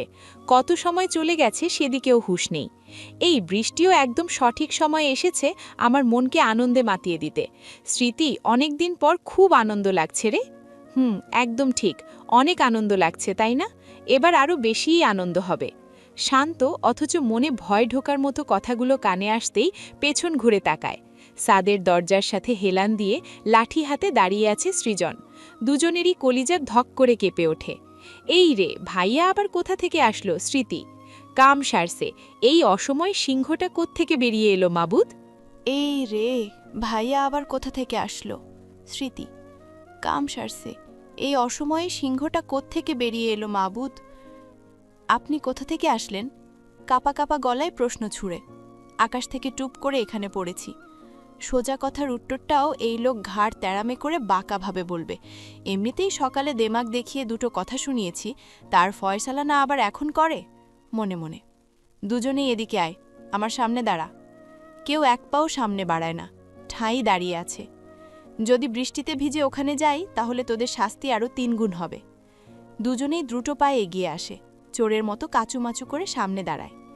বৃষ্টিতে ভিজলেই তোরা অসুস্থ হোস, সেটা মনে থাকে না? নাকি জানার পরও নির্লজ্জের মতো অকাম করতেই থাকিস? নিচের দিকে তাকিয়ে চুপচাপ দাঁড়িয়ে আছে, চোখ তুলে আর তাকাচ্ছেও না। হাসপাতালে থাকাকালীন বৃষ্টি শুরু হয়েছিল। এখানে আসতে 25-26 মিনিট সময় লাগে, মানে তোরা আধা ঘন্টারও বেশি সময় ধরে ভিজতেছিস। বল এখন, এই লাঠিটা তোদের পিঠে ভাঙি? দুজনেই এবার চোখ তুলে কাঁদো কাঁদো ফেসে সৃজনের দিকে তাকায়। ভাইয়া, স্মৃতি অসহায় কণ্ঠে। ঠিক আছে, তোদের মারব না। খুশিতে চোখ দুটো চকচক করে ওঠে। অবিশ্বাস্য চোখে সৃজনের পানে তাকায়। কিন্তু তোরা বৃষ্টিতে 5 ঘন্টা ধরে ভিজবি। 5 ঘন্টা শেষ না হওয়া পর্যন্ত এখান থেকে এক পাও যেতে দেব না। ঠান্ডায় যখন কলিজা পর্যন্ত কাঁপতে শুরু করবে, তখন শাস্তিটা ভালো উপলব্ধি করতে পারবি। আগামী 10 বছরের বৃষ্টিতে ভেজার শখ একেবারে আজকে মেটাবো। এখনই ঠান্ডা লাগছে, 5 ঘন্টা থাকলে তো জমে পাথর হব গো। এই হিটলারের মাথায় ক্রিটিক্যাল বুদ্ধিগুলো কোত্থেকে আসে? শায়েস্তা করার জন্য একদম পারফেক্ট বুদ্ধি। রিমু মনে মনে আওড়ায়। ঠান্ডায় মরে যাব, ভুল হয়ে গেছে, সরি সরি, ভাইয়া যেতে দাও। স্মৃতি। দুজনেই আকুতি মিনতি করতে শুরু করে। সৃজন কিছু একটা ভেবে বলে, আচ্ছা তোরা যা, তবে বাই এনি চান্স যদি অসুস্থ হোস তাহলে শাওয়ারের নিচে 5 ঘন্টা দাঁড় করিয়ে রাখব। এত কথা শোনার টাইম নেই। দুজনেই পাশ কাটিয়ে দ্রুত নিজেদের রুমে চলে যায়। সৃজন বেশ বিরক্তি অনুভব করে, পুরো কথাটাও শুনল না। রিমঝিম স্নান সেরে রুমে প্রবেশ করে। সৃজন সুটকেসে কি যেন খুঁজছে। প্রথমবার একটা ভালো কাজ করেছিস, সুটকেস হাতাতে হাতাতে বলে। রিম বুঝতে না পেরিয়ে জিজ্ঞাসাচুচুক দৃষ্টিতে তাকায়। নিজের বই খাতা ভেবে আমার ফাইল সুটকেসে ঢুকিয়ে এনেছিস, যার জন্য আমাকে এই সময় এখানে আসতে হলো, আর এখানে এসে তোদের অকাজগুলোও দেখার সৌভাগ্য হলো। নিজের বোকামির জন্য এখন নিজের মাথা ফাটাতে ইচ্ছে করছে। ইস, একটু ভালো করে দেখে নেওয়া উচিত ছিল, মনে মনে। সৃজন ফাইল নিয়ে আবার রুম থেকে বেরিয়ে যায়। ইলিজা শেখ ডাকলে বলে ডিউটি শেষ করে আসবে। এখন আর জোরে বৃষ্টি পড়ছে না, কোনো রকম ঝিরিঝিরি। গাড়ি নিয়ে হাসপাতালে চলে আসে। কেবিনে প্রবেশ করতেই আদিকে দেখে। তুই এখানে কি করছিস? তোর সাথে দেখা করতে আসলাম। আচ্ছা, প্রিয়ার কি খবর রে? ও এখন কোথায় আছে? হঠাৎ প্রিয়ার কথা জিজ্ঞেস করছিস? চেয়ার টেনে বসে। এমনি, আসলে মনে পড়ল তাই আর কি জিজ্ঞেস করলাম। নিজের বাড়িতেই আছে। ও আচ্ছা, যাই বল ভাই, তোর লাভ স্টোরিটা কিন্তু আমার সেই ভালো লেগেছে। একপাক্ষিক ভালোবাসা, ছোট থেকেই নিজের হবু বউকে পিটিয়ে পিটিয়ে মানুষ করেছিস। সৃজন রাগী লুকে তাকালে কথা ঘুরিয়ে আবার বলে, এই জন্যেই মাঝে মাঝে ভাবতাম তুই রিমঝিমের প্রতি এত সিরিয়াস কেন। আসলে আমার মোটা মাথায় ব্যাপারটা কখনো ঢোকেনি, ঢোকার প্রয়োজনও ছিল না। কিছুক্ষণ পর আবার সৃজন বলে, আদি, তুই কাউকে ভালোবাসিস না? আদি, আমি মনে করি প্রত্যেকটা ব্যক্তির জীবনে কেউ একজন বাসা বেঁধে থাকে, তাকে সে নিজের ব্যক্তিগত ভালোবাসা মনে করে। সবথেকে ভালো লাগার কারণও সে, সবথেকে যন্ত্রণা পাওয়ার কারণও সে। Am I right? আদি, কি হলো, উত্তর দিচ্ছিস না কেন? আমি আসি রে, পরে কথা হবে। তাড়া দিয়ে চেয়ার ছেড়ে উঠে দাঁড়ায়। আরে দাঁড়া, কোথায় যাচ্ছিস? যেতে নিয়েও আবার পেছন ঘোরে। ভালো তো আমি সত্যিই একজনকে বাসি, তবে সেটা আরেকদিন তোকে বলবো। হেসে হেসে বলেই দ্রুত পায়ে বেরিয়ে যায়। আরে বলে তো যা, ই আবার কাকে ভালোবাসে? প্রিয়া জানতে পারলে তো অনেক প্যানিক করবে। কি একটা অবস্থা! এ আবার কার প্রেমে হাবুডুবু খাচ্ছে? অতিরিক্ত চিন্তায় ভাবতে শুরু করে। সূর্য ডুবে ধরণীর বুকে অন্ধকার নেমে আসে। শহরের অলিতে গলিতে সকল জায়গায় আলোর ছড়াছড়ি। আম্মু, কি রান্না করছো? দেখতে পাচ্ছিস না? যাই করো, তোমার হাতে সেই স্পেশাল সিঙ্গারা বানিয়ে দাও। স্মৃতি, আমি মাহিম খাবো। আচ্ছা যা, আমি বানিয়ে আনছি। ঠিক আছে ঠিক আছে, তাড়াতাড়ি নিয়ে এসো। খুশি মনে ড্রয়িং রুমে স্মৃতির কাছে চলে আসে। সৃজন ড্রেস চেঞ্জ করে কফির উদ্দেশ্যে নিচে আসে। সোফায় বসতেই এলিজা শেখ সিঙ্গারা চপ সামনে দেয়। এগুলো খেয়ে নে, তারপর কফি দিচ্ছি। এলিজা শেখ যদিও তেলের জিনিস খাওয়ার ইচ্ছে নেই, তবে ফুপিকে আর কিছুই বলে না। হাত বাড়িয়ে নিতে যাবে, তখনই রিমঝিম আগে হাত বাড়িয়ে সিঙ্গারা তুলে নেয়। আবার নিতে গেলে স্মৃতি তুলে নেয়। এবার বিরক্তিতে ওদের দিকে তাকায়। আমরা আগে থেকেই এখানে বসে আছি খাবো বলে, আর আপনি পরে এসেই খেতে চাইছেন? রিমঝিম খেতে খেতে বলে। চোখ ঘুরিয়ে নিচে তাকাতেই দেখে সিঙ্গারার ট্রেটা উধাও। অবাক হয়ে স্মৃতি আর রিমঝিমের দিকে তাকায়। ওরা মুখ চেপে হাসছে। সামনে তাকাতেই ট্রে হাতে মাহিমকে দেখে। একটা করে তুলছে আর মুখে পুরে দিচ্ছে। এই, তোর একটা দিয়ে হচ্ছিল না? দানবের মতো পুরো ট্রে থেকে খেতে শুরু করেছিস? পুরো মুখ ভর্তি, তবুও কোনো রকমে বলে, না, সব খেতে হবে। এলিজা শেখ কপট রেগে যায়। এই রাক্ষসের দল, একটু ধৈর্য সইল না? বড় ভাই তাকে পর্যন্ত শান্তিতে খেতে দিলি না। আবারও আনছিলাম তো নাকি? হাতের আর একটা ট্রে টি টেবিলে রাখে। এলিজা শেখের বকবকানিতে তিনজনে উপরের রাস্তা মাপে, আর এখানে থাকবেই না। ডিনার সেরে রিমঝিম নিজের রুমে চলে আসে। বিছানা ঠিকঠাক করে মাঝখানে শুয়ে পড়ে। তুই যদি মাঝখানে ঘুমাস তাহলে আমি কোথায় ঘুমাবো? কোথায় আবার? আগে যেখানে থাকতেন, আপনি গিয়ে আপনার রুমে ঘুমান, আমি আমার রুমে ঘুমাবো। অনেকদিন হাত পা ছড়িয়ে দিয়ে ঘুমানো হয় না, আজ শান্তিতে একটা ঘুম দেব। হাত পা ভেঙে সারা জীবনের জন্য বিছানায় বসিয়ে রাখবো। বিয়ে করেছে অন্য ঘরে থাকার জন্য? আপনাকে কে বিয়ে করতে বলেছে? আমি তো একদমই চাইনি আপনাকে বিয়ে করতে। সৃজন রাগে লুকে রিমঝিমের দিকে তাকায়। রিমের মুখ চুপসে গিয়ে আপনা আপনি সাইটে গিয়ে শুয়ে পড়ে। রাত 11টা, ব্যালকনিতে দাঁড়িয়ে সিগারেটের শীষ টানটা দিয়ে নিচে ফেলে দেয়। রুমে ফিরে এক গ্লাস পানি খায়। বিছানায় তাকালে দেখে রিম ঘুমে আচ্ছন্ন। ঘুমন্ত রিমঝিমকে সৃজনের কাছে অতি মায়াবী সুন্দর লাগছে। কাছে গিয়ে দুই হাতে জড়িয়ে ধরে ঘুমের দেশে পাড়ি দেয়। এটা নিত্যদিনের কাজ। রিম ঘুমিয়ে পড়লেই সৃজন জড়িয়ে ধরে নিজের বুকে আগলে নেয়। এতেই সে এক সমুদ্রের থেকেও বেশি শান্তি অনুভব করে। অতিরিক্ত গরম আর গুঙ্গানোর শব্দে ঘুম ভেঙে যায়। মস্তিষ্ক সজাগ হতেই বুঝতে পারে রিমঝিমের শরীর স্বাভাবিকের চেয়েও অতিরিক্ত মাত্রায় গরম। ঘুমের ঘোরেই গুঙ্গাতে শুরু করেছে। বিছানা ছেড়ে ওঠে, ব্যাগ থেকে খুঁজে খুঁজে থার্মোমিটার বের করে। চেক করতেই দেখে অস্বাভাবিক মাত্রায় জ্বর। এখন কি করবে সেই চিন্তায় পাগল প্রায় অবস্থা। শুধু জলপট্টি দিলেও জ্বর কমবে তার নিশ্চয়তা নেই। ওয়াশরুম থেকে বালতি ভরে রুমে নিয়ে আসে। বালিশের নিচে পলি দিয়ে মাথায় পানি ঢালতে শুরু করে। 2 বালতি পানি দেওয়ার পর তোয়ালে দিয়ে মাথায় চুল মুছে দেয়।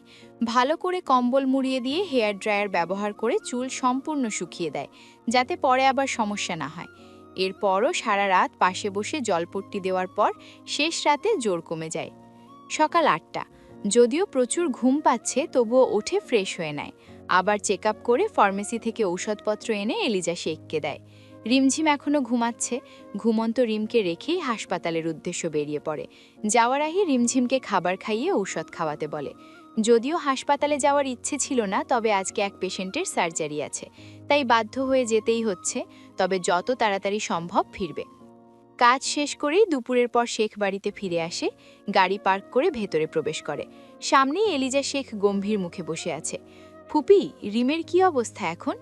সকালে খেতে চায়নি, তবুও জোর করে একটু খাইয়েছি। ঔষধ মুখে দিয়ে আবার ফেলে দিয়েছিল। দুপুরে খাবার খাওয়ানোর চেষ্টা করেছি, কিন্তু খাইনি। ঔষধ তো দূরের কথা, জোর আগের থেকে বেড়ে গেছে। ফুপি, আমাকে 1 প্লেট ভাত এনে দাও। এলিজা শেখ 1 প্লেট ভাত, ডাল, সবজির তরকারি সহ এনে দেয়। প্লেট হাতে নিয়ে রুমে আসে। রিম চোখ বদ্ধ করে শুয়ে আছে। একদিনেই মুখটা শুকিয়ে গেছে। দ্রুত চেঞ্জ করে প্লেট হাতে রিমের সামনে বসে। কিরে, আর বৃষ্টিতে ভিজবি না? রিমঝিম, তোকে এখন শাওয়ারের নিচে দাঁড় করিয়ে রাখি, বল কেমন হবে? একদম ভালো হবে না রিম। খাবার কেন খাচ্ছিলি না? তেতো লাগে। ওষুধ কেন খাসনি? ওইটা আরও বেশি তেতো লাগে। ভাত মেখে মুখের সামনে ধরে, মুখ ঘুরিয়ে নিলে রাগী কণ্ঠে বলে, খাবি নাকি ঠান্ডা পানির নিচে দাঁড় করিয়ে রাখবো? চুপচাপ খেয়ে নে। রিম চুপচাপ সব খেয়ে নেয়। খেতে মন না চাইলেও আস্তে ধীরে জোরপূর্বক খেয়ে নেয়। এটা ওর কাছে অত্যাচার মনে হচ্ছে। ওষুধ দিচ্ছি, খেয়ে নে। শুধু ঠান্ডা পানির নিচে কেন, পিটিয়ে মেরে ফেললেও তেতো ওষুধ খাবো না। ছি, কি তিতা বাবা! খাবি না? না। চোখ বন্ধ করে সৃজনী ফাঁকে কাজ শেষ করে রিমের সামনে বসে। খাবি না? না। মুখ খুলতেই নিজের মুখ রিমের মুখের সাথে চেপে ধরে। মুখের ওষুধ রিমের পেটে চালান করে দেয়। মুখ সরিয়ে নিতেই বমি করতে নিলে মুখ চেপে ধরে।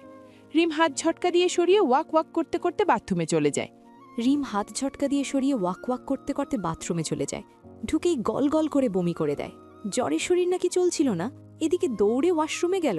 ওয়াশরুমের দিকে তাকিয়ে পেটে ওষুধ চালান করার সাদৃশ্য ভেসে উঠতেই আপনা আপনি মুখে হাসি ফুটে ওঠে। নিজে নিজেই হাসতে শুরু করে। ওড়না দিয়ে মুখ মুছতে মুছতে ভিতরে আসে। তেতো ওষুধ খাওয়ার জন্য মুখটা এখনও তেতো লাগছে। গা শিউড়ে উঠছে। চোখ মুখ কুচকে এগিয়ে আসে। সৃজনের দিকে তাকাতেই চোখ আটকে যায়। কি মারাত্মক সুন্দর হাসি, হার্ট ব্রেক করার মতো। এই হিথার হাসছে, কি রহস্যময়ী হাসি। মায়া ধরা চোখ, মুক্ত ঝরানো দাঁত। ভাইয়াকে এর আগে কখনো হাসতে দেখিনি। ইনি এত সুন্দর হাসতে পারেন। মুগ্ধ দৃষ্টিতে তাকিয়ে আনমনে বলে ওঠে। রিমঝিমকে নিজের দিকে মুগ্ধ দৃষ্টিতে তাকিয়ে থাকতে দেখে সৃজন হচকচিয়ে জিজ্ঞেস করে, এভাবে হ্যাবলার মতো তাকিয়ে আছিস কেন? আমাকে এর আগে দেখিসনি? আমি তো জানতাম আপনি হাসতেই জানেন না, জানেন শুধু আমার সাথে হম্বিতম্বি করতে। কিন্তু আপনি তো আমাকে ভুল প্রমাণ করে দিলেন ডাক্তার সাহেব। কত সুন্দর হাসতে পারেন। আপনার হাসিতে তো আমি পাগল হয়ে যাব। কি নেশা ধরা সেই হাসি।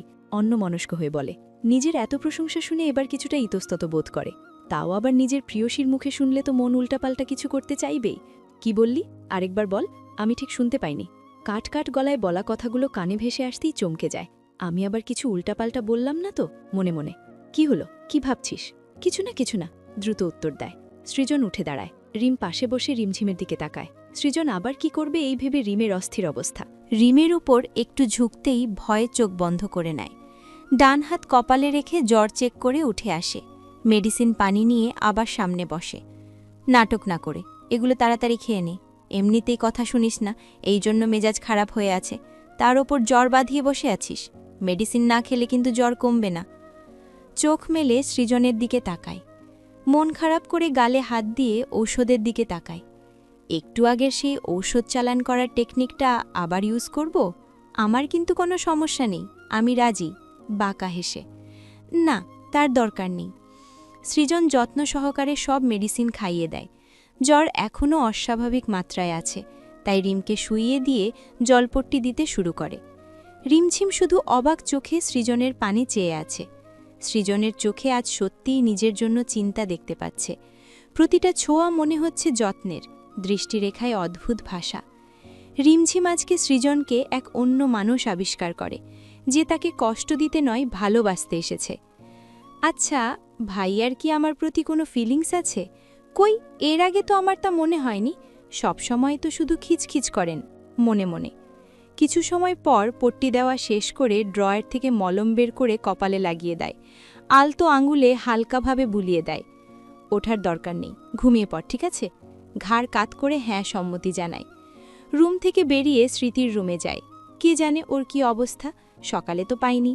রুম তো ফাঁকা, এখানে নেই, হয়তো নিচে ড্রয়িং রুমে আছে। নিচে আসতেই তুমুলভাবে স্মৃতিকে হাঁচি দিতে দেখে। একের পর এক হাঁচি দিয়েই যাচ্ছে, থামার নাম নেই। একটানা কয়েকবার হাঁচি দিয়ে চোখ খুলতেই সামনে ভাইকে দাঁড়িয়ে থাকতে দেখে। বেশ গুরুগম্ভীর, মনে কি চলছে বোঝা মুশকিল। সুরসুর করে চলে যাওয়ার জন্য উঠতেই সৃজন গাম্ভীর্য সুরে বলে ওঠে, কোথায় যাচ্ছিস? আমি কাল কি যেন বলেছিলাম, মনে আছে? ভাইয়া, এখন তো শরীরটা খারাপ, আর কাল যেন কি বলেছিলে ঠিক মনেও পড়ছে না। এখন যাই। চোরের মতো পালাই পালাই করছিস কেন?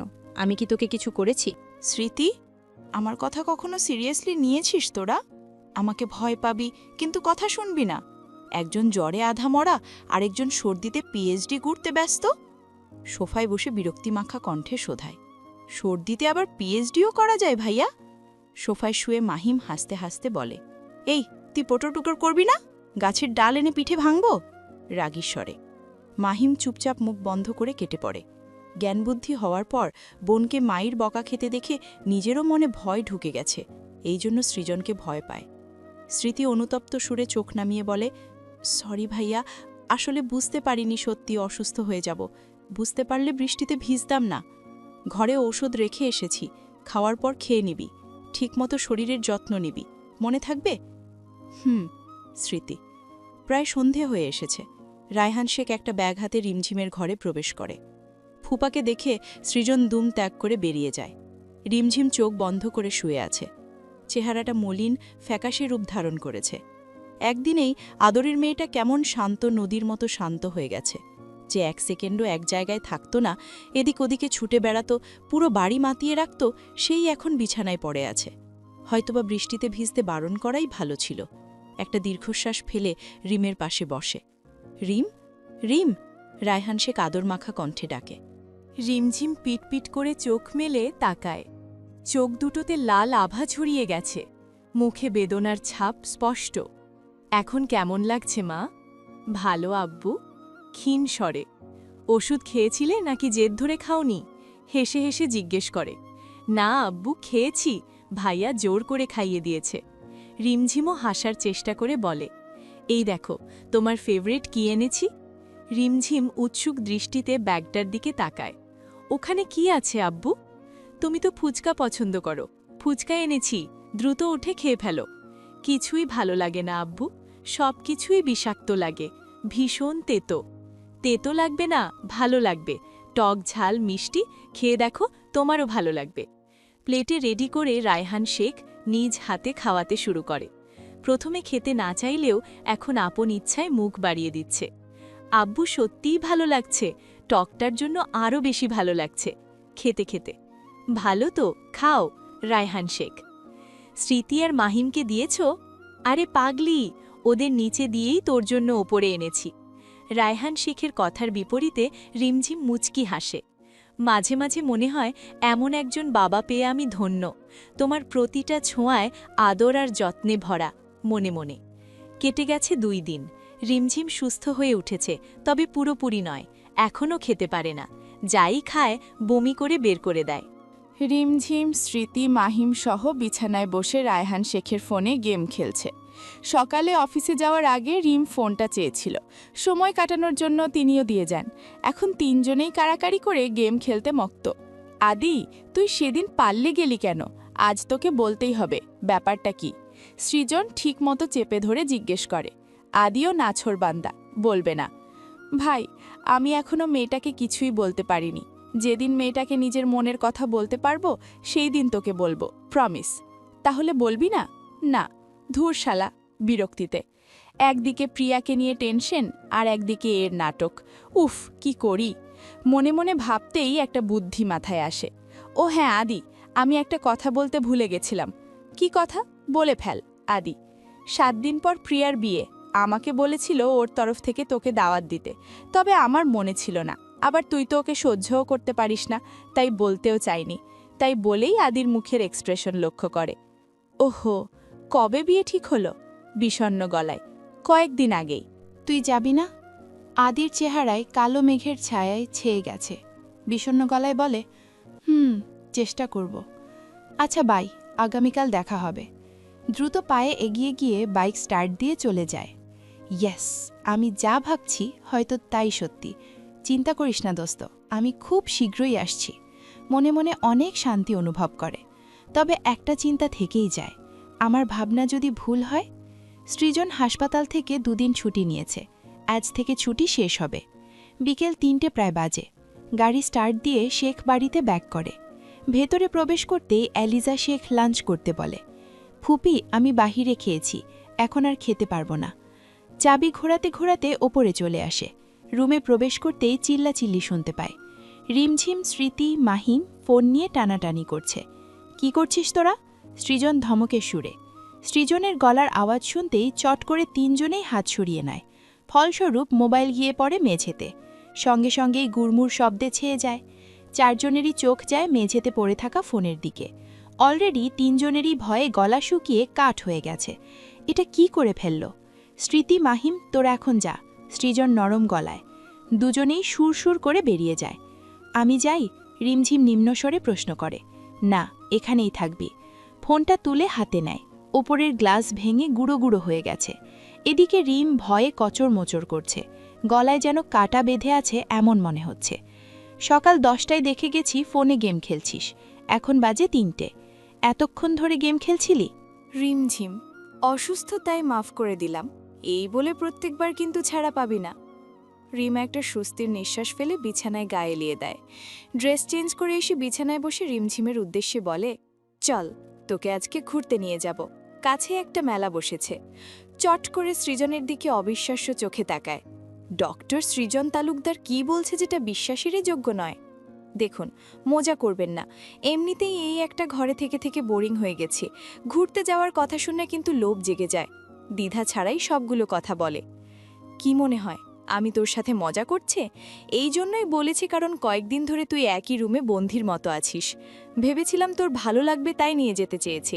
শক্ত গলায়। সত্যি? খুশি হয়ে বলে। অসুস্থতে চেহারা শুটকি মাছ হয়ে গেছে। বাইরের হাওয়া খেয়ে যদি একটু মোটা হস, তাই আর কি। রিমঝিম ভ্রু কুচকে সৃজনের দিকে তাকায়। এই আবার কেমন কথা? এনিওয়ে, কষ্ট করে একটু তাড়াতাড়ি রেডি হ। রুম থেকে বেরিয়ে যায়। স্মৃতি মাহিম সহ একটু দূরেই একটা মেলায় চলে আসে। সবাই একসঙ্গে মেলায় প্রবেশ করে। এখানে মানুষের আনাগোনা বেশি। চারদিকে হরেক রকম দোকান বসেছে। পরিবেশটা বেশ ভালোই লাগছে। স্মৃতি মাহিমের হাত চেপে ধরেছে, আর সৃজনের হাতের মুঠোই রিমের হাত। রিম বারবার সেই হাতের দিকেই তাকাচ্ছে। সৃজনের ছোঁয়ায় এই প্রথমবার রিমের ভালো লাগা অনুভূতি কাজ করছে। তোদের যা ভালো লাগে নিয়ে নে, আমি টাকা পে করে দেব। সৃজন। কিছু সময় ঘোরাঘুরি করার পর মাহিম খেলনা গাড়ির দিকে ইশারা করে। যা যা ওর চায় সৃজন দোকানে গিয়ে নিয়ে দেয়। স্মৃতি বিশেষ কিছু নেয় না, শুধু কয়েকটা জুয়েলারি আর কৃত্রিম ফুল বেছে বেছে নেয়। রিমঝিম শুধু সৃজনের দিকেই তাকিয়ে আছে। চারপাশের এই সুন্দর পরিবেশটার থেকে আজ সৃজনকেই বেশি ভালো লাগছে। নরম ব্যবহার, এত যত্ন, সব মিলিয়ে হারিয়ে গেছে অতল সাগরে। মাসটা বসন্ত না হলেও মনে মাঝে বসন্তের রং লেগেছে। রিমঝিমকে কিছু বলার জন্য তাকালে দেখে হাঁ করে ওর দিকে তাকিয়ে কি যেন ভাবছে। কি এত ভাবছিস? জোরে জোরে। চমকে গিয়ে বলে, না কিছু না। তুই কি নিবি? দ্রুত পছন্দ কর। সৃজন তাড়া দিয়ে বলে। চোখ নামিয়ে সামনে তাকায়। চোখ আটকে যায় রং বেরঙের চুড়ির দিকে। এখান থেকেই একটা চুড়ির সেট চুজ করার চেষ্টা করে, কিন্তু কোনটা চুজ করবে সেটা বুঝতে পারছে না। সবগুলোই অসম্ভব সুন্দর। চোখের পলক বারবার এদিক ওদিকে যাচ্ছে। একটা নিলে মনে হচ্ছে অন্যটা সুন্দর। উফ, কি মুশকিল। রিমঝিমে চোখ অনুসরণ করে সেলারকে বলে, আপনার দোকানে যতগুলো চুড়ি আছে সবগুলো আমাকে প্যাক করে দিন। সৃজনের কথায় আশেপাশের মেয়েগুলো অবাক চোখে তাকায়। দোকানদারও অবিশ্বাস্য চোখে তাকিয়ে আছে। রিমঝিম তো বোকার মতো সৃজনকে দেখছে। এই কেমন অদ্ভুত মানব। সৃজনের কথায় আশেপাশের মেয়েগুলো অবাক চোখে তাকায়। দোকানদারও অবিশ্বাস্য চোখে তাকিয়ে আছে। রিমঝিম তো বোকার মতো সৃজনকে দেখছে। এই কেমন অদ্ভুত মানব। এভাবে দেখার কিছু নেই, দ্রুত প্যাক করে দিন। সেলারের উদ্দেশ্যে বলে।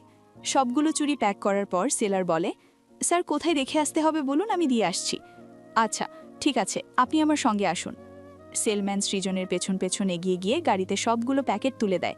ওয়ালেট বের করে সেলম্যানের হাতে টাকা ধরিয়ে দেয়। আরে স্যার, এত দাম হয়নি। সৃজন হাত উঠিয়ে বলে, আপনি টাকাগুলো রেখে দিন। সেলম্যান অবাক চোখে সৃজনের যাওয়ার পানে তাকায়। এমন আশ্চর্য মানুষ এর আগে কখনো দেখেনি। মনে হয় স্ত্রীকে একটু বেশিই ভালোবাসে। মনে মনে, আরে বাহ, ভাইয়া এই কেমন রূপ দেখালো। রিমঝিম, রে আমি কি কোনো স্বপ্ন দেখছি? স্মৃতি জোরে জোরে বলে। রিমঝিম চমকে গিয়ে স্মৃতির দিকে তাকায়। ও নিজেও এতক্ষণ এটাই ভাবছিল। না বলা কথাগুলো কিভাবে বুঝে নিল? সবগুলো চুড়ি যে আমার পছন্দ হয়েছিল তা কিভাবে বুঝল? কি, সবগুলো চুড়ি তোর পছন্দ হয়েছিল? স্মৃতি চিল্লায় জিজ্ঞেস করে। কিন্তু উনি বুঝলেন কি করে? এটা তো আসলেই ভাবার বিষয়। আমার মনে হচ্ছে ভাইয়া তোকে ভালোবাসে। মজা নিয়ে হাসতে হাসতে স্মৃতি মজা করে বললেও রিমঝিম এই ব্যাপারে কনফিউজড। গত 2 দিনে সৃজনের অন্যরকম রূপ দেখেছে। হয়তো সত্যিই পছন্দ করে, আবার হয়তো না। রিম গম্ভীর ভাবনায় পড়ে যায়। আবার সবাই একসঙ্গে ঘুরে ঘুরে মেলা দেখতে শুরু করে। নাগরদোলনা দেখে মাহিম ওখানে ওঠার বায়না ধরে। একা তো উঠতে পারবে না, ভয় করবে, তাই সৃজন সঙ্গে ওঠে। খুশিতে স্মৃতিও সেই রাইড উপভোগ করতে চায়। বাকি থাকে রিমঝিম, ওকেও জোর করে সঙ্গে নেয়। দোলনায় উঠেই রিমঝিমের মুখে ভয়ের আভা ছড়িয়ে পড়ে, কিন্তু স্মৃতি আর মাহিম বেশ উপভোগ করছে। মাহিম আর স্মৃতিকে একপাশে রেখে সৃজন রিমঝিমের পাশে বসে। দোলনা ঘোরা শুরু হতেই ওখানকার সবগুলো মেয়ে ভয়ে একসাথে চিল্লিয়ে ওঠে। রিমঝিমেরও ব্যতিক্রম হয়নি। ভয় এমন চিৎকার দেয়, সৃজন ভয় পেয়ে তৎক্ষণাৎ জাপটে ধরে। রিমঝিম ড্যাব ড্যাব করে সৃজনের দিকে তাকায়। কয়েক সেকেন্ডে কি হলো বুঝতে একটু সময় লাগে। সৃজন জড়িয়ে ধরেছে, এতে রিমঝিমের বুক ধুকপুক করছে। এত কাছে যে হাঁসফাঁসও লাগছে। মনে হচ্ছে এক্ষুনি ছেড়ে না দিলে দমবন্ধ হয়ে মারা যাবে। কি এক সুন্দর অদ্ভুত অনুভূতি। এই অনুভূতির সাথে রিমের প্রথম সাক্ষাৎ। কি অদ্ভুত মায়া টান কাজ করছে। স্মৃতি, মাহিম, রিমঝিম আর সৃজনের দিকেই তাকিয়ে আছে, চোখের পলকও পড়ছে না। সৃজন রিমকে মুখ ঘুরিয়ে ঠোঁট চেপে হেসে অন্যদিকে তাকায়। রিমঝিমের হাত শক্ত করে ধরে, আশ্বাস দেয় যেন ভয় না পায়। স্মৃতি, মাহিম দোলনায় এনজয় করে, ওরা অন্যদের মতো ভয় পায়নি।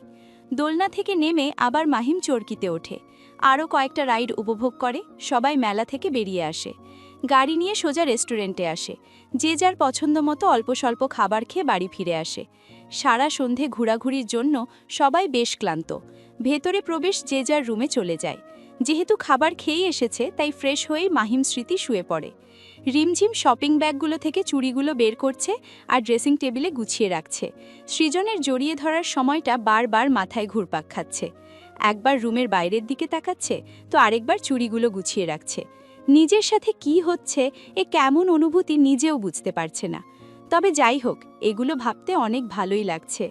আর বেশি কিছু না ভেবে হাতে পায়ে ক্রিম লাগিয়ে শুয়ে পড়ে। ঘুম তো চোখে ধরা দিচ্ছে না, মন মাথা শুধু সৃজনকে নিয়ে ভাবতে বাধ্য করছে। ড্রয়িং রুমের সোফায় বসে সৃজন কফি খাচ্ছে আর রিমঝিমের কথা চিন্তা করছে। রিমঝিমের মাঝে বেশ পরিবর্তন দেখতে পাচ্ছে। মাঝে মাঝে ওকে দেখলে হাসে। আগে যেখানে দেখলেই ফেসে কালো আধার নেমে আসত, সেখানে ওকে দেখলেই সারা মুখে খুশির ঝলক ফুটে ওঠে। আচ্ছা, রিম কি আমার প্রতি একটু একটু করে দুর্বল হচ্ছে? আমার নিজের প্রতি একটা অনুভূতি দেখতে পাই ওর চোখে। চোখে স্পষ্ট ভেসে ওঠে মুগ্ধতার ছোঁয়া। ওই প্রেম তুলক চোখের চাহনিতে বেশিক্ষণ নিজের চোখ রাখতে পারি না। কতটা বিচলিত লাগে নিজেকে। আমি তো এই দিনগুলোর অপেক্ষাতেই ছিলাম। প্রতিদিনের প্রার্থনায় থাকত তোর মনে আমার জন্য যেন সামান্য ভালোবাসা সৃষ্টি হয়। আজ আমি কেন তোর চোখে চোখ রাখতে পারি না? তোর চাহনি আমাকে পাগল করে দেয়। আজকে নিজেকে অনেক সুখী লাগছে, সবচেয়ে বেশি খুশি লাগছে। আমার পাখি, তুই আমাকে ভালোবাসতে শুরু করেছিস। তোর হৃদয়ে আমার স্থান হচ্ছে। খুশিতে নিজে নিজেই আওড়ায়। পরের দিন স্মৃতি, সৃজন, রিমঝিম তালুকদার বাড়ি ফিরে আসে। সকাল থেকে সৃজন আদির ফোনে কল করছে, কিন্তু প্রতিবারই সুইচ অফ বলছে। হাসপাতালে যাওয়ার আগে গাড়ি ঘুরিয়ে আদির বাড়ি চলে আসে। গাড়ি থেকে নেমে বাড়ির কলিং বেলে চাপ দেয়। আন্টি, আদি কি বাড়িতে আছে? দরজা খুলতেই অপর পাশের মহিলাটিকে জিজ্ঞেস করে। সৃজন বাবা, ভেতরে আসো, আমি তোমার কথাই ভাবছিলাম। কল করব, কিন্তু আমার কাছে তো নাম্বার নেই। বিচলিত কণ্ঠে। কেন, কি হয়েছে আন্টি? কাল প্রায় ৩টার দিকে আদি বাড়িতে এসে রুমে ঢুকেছে, কিন্তু আজ এখনও দরজা খুলেনি। তোমার আঙ্কেল সহ কত ডাকাডাকি করলাম, কিন্তু একটা উত্তরও দেয়নি। কাল যখন বাড়িতে এসেছিল তখন বেশ বিধ্বস্ত দেখাচ্ছিল। কি হয়েছে তুমি কি জানো? তোমার আঙ্কেল অনেক টেনশন করছেন। আঙ্কেলকে বলুন চিন্তা না করতে, আমি দেখছি। আশ্বাস দিয়ে উপরে আদির রুমে চলে আসে। কয়েকবার ডাকাডাকি করতেই দরজা খুলে দেয়। যদিও খুলতে নারাজ ছিল, তবে দরজা ভাঙার হুমকি দিলে দরজা খুলে দেয়। কি হয়েছে কয়েকবার জিজ্ঞেস করার পরও উত্তর দেয় না। বিছানায় আরাম করে বসে আদির উদ্দেশ্যে বলতে শুরু করে। তুই যে প্রিয়াকে ভালোবাসিস তা যদি আগে বলতিস, তাহলে তোকে দরজা লাগিয়ে মেয়েদের মতো কাঁদতে হতো না। চমকে গিয়ে আদি সৃজনের দিকে তাকায়। শালা, একেবারে কেঁদে কেঁদে চোখ ফুলিয়ে তুলেছিস। বারবার জিজ্ঞেস করেছিলাম কোন মেয়ের প্রেমে হাবুডুবু খাচ্ছিস, তাড়াতাড়ি বল, কিন্তু বলিসনি, তাই আজ তোর এই হাল। আদি এগিয়ে গিয়ে সৃজনের পাশে বসে। কিছু সময় নীরবতার পর সৃজন বলে, সরি ভাই। আদি বুঝতে না পেরে চোখ তুলে তাকায়। প্রিয়ার বিয়ে হচ্ছে না, আমি শুধু দেখতে চেয়েছিলাম প্রিয়ার বিয়ের কথা শুনলে তোর কেমন বিহেভিয়ার হয়। তুই সত্যি বলছিস? কাপা কাপা গলায় প্রশ্ন ছড়ে। আদির প্রশ্নের বিপরীতে সৃজন হাসে। আদি অন্যদিকে তাকিয়ে ক্ষীণ স্বরে আওড়ায়। প্রিয়ার সাথে একবার দেখা করাতে পারবি? ওকে সরি বলতাম রে, নিজের অজান্তেই মেয়েটাকে অনেক কষ্ট দিয়ে ফেলেছি। সৃজন স্থির চাহিনিতে তাকায়। ভালোবাসা না পাওয়ার যন্ত্রণা কতটা তা সেই দিনই বুঝেছি যেদিন তোদের দুজনের বিয়ে হওয়ার কথা ছিল। প্রথমে এই অনুভূতিটা না থাকলেও যতই তোদের বিয়ের দিন এগিয়ে এসেছিল, ততই আমি বুঝতে পেরেছিলাম প্রিয়ার মায়ায় জড়িয়ে গেছি, ওকে খুব ভালোবেসে ফেলেছি। আল্লাহর কাছে কত শত প্রার্থনা করেছি এই বিবাহ যেন না হয়। একটু থেমে আবার বলে, জানিস, তোদের বিয়ের দিন আর যন্ত্রণা সহ্য করতে পারছিলাম না। প্রতিটি মুহূর্তে কেঁদেছি। বুকে অনেক কষ্ট ফিল হয়েছিল। মনে হয়েছিল কেউ আমার হৃৎপিণ্ড বের করে নিচ্ছে। অবশেষে কিছু সময় দুঃখ ভুলতে বাড়ি চলে যাই। ড্রিঙ্কস করে ব্যথা ভোলার ব্যর্থ চালিয়েছি। প্রিয়া কত চেষ্টা করেছিল আমার মন জয় করার, কিন্তু আমি কখনো পাত্তা দেইনি।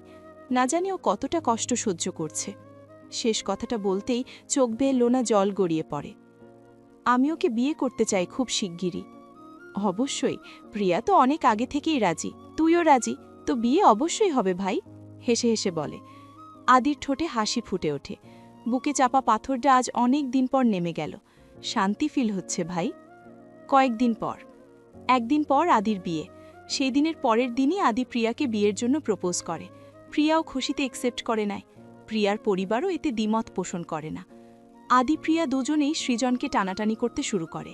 এ বলে সৃজন ওর পক্ষে বিয়েতে উপস্থিত থাকবে, আরেকজন বলে ওর পক্ষে থাকবে। অবশেষে ঠিক হয় আদির গায়ে হলুদ এবং রিসেপশন পার্টিতে থাকবে, আর বিয়ের দিন প্রিয়ার পক্ষে প্রিয়ার বাড়িতে থাকবে। রাত 10টার দিকে কাজ শেষ করে সৃজন বাড়ির পথে রওনা হয়। আজ চাপটা একটু বেশিই ছিল। ড্রিম লাইটের ঝাপসা আলোয় ড্রেসিং টেবিলের সামনে বসে রিমঝিম সাজছে। শুতে গিয়েও হঠাৎ মনে হলো একটু সাজার কথা, তবে এমনি এমনি নয়, সৃজনকে উদ্দেশ্য করে। আজকাল সবসময় সৃজনকে নিয়ে ভাবনার অতল গভীরে ডুবে থাকে।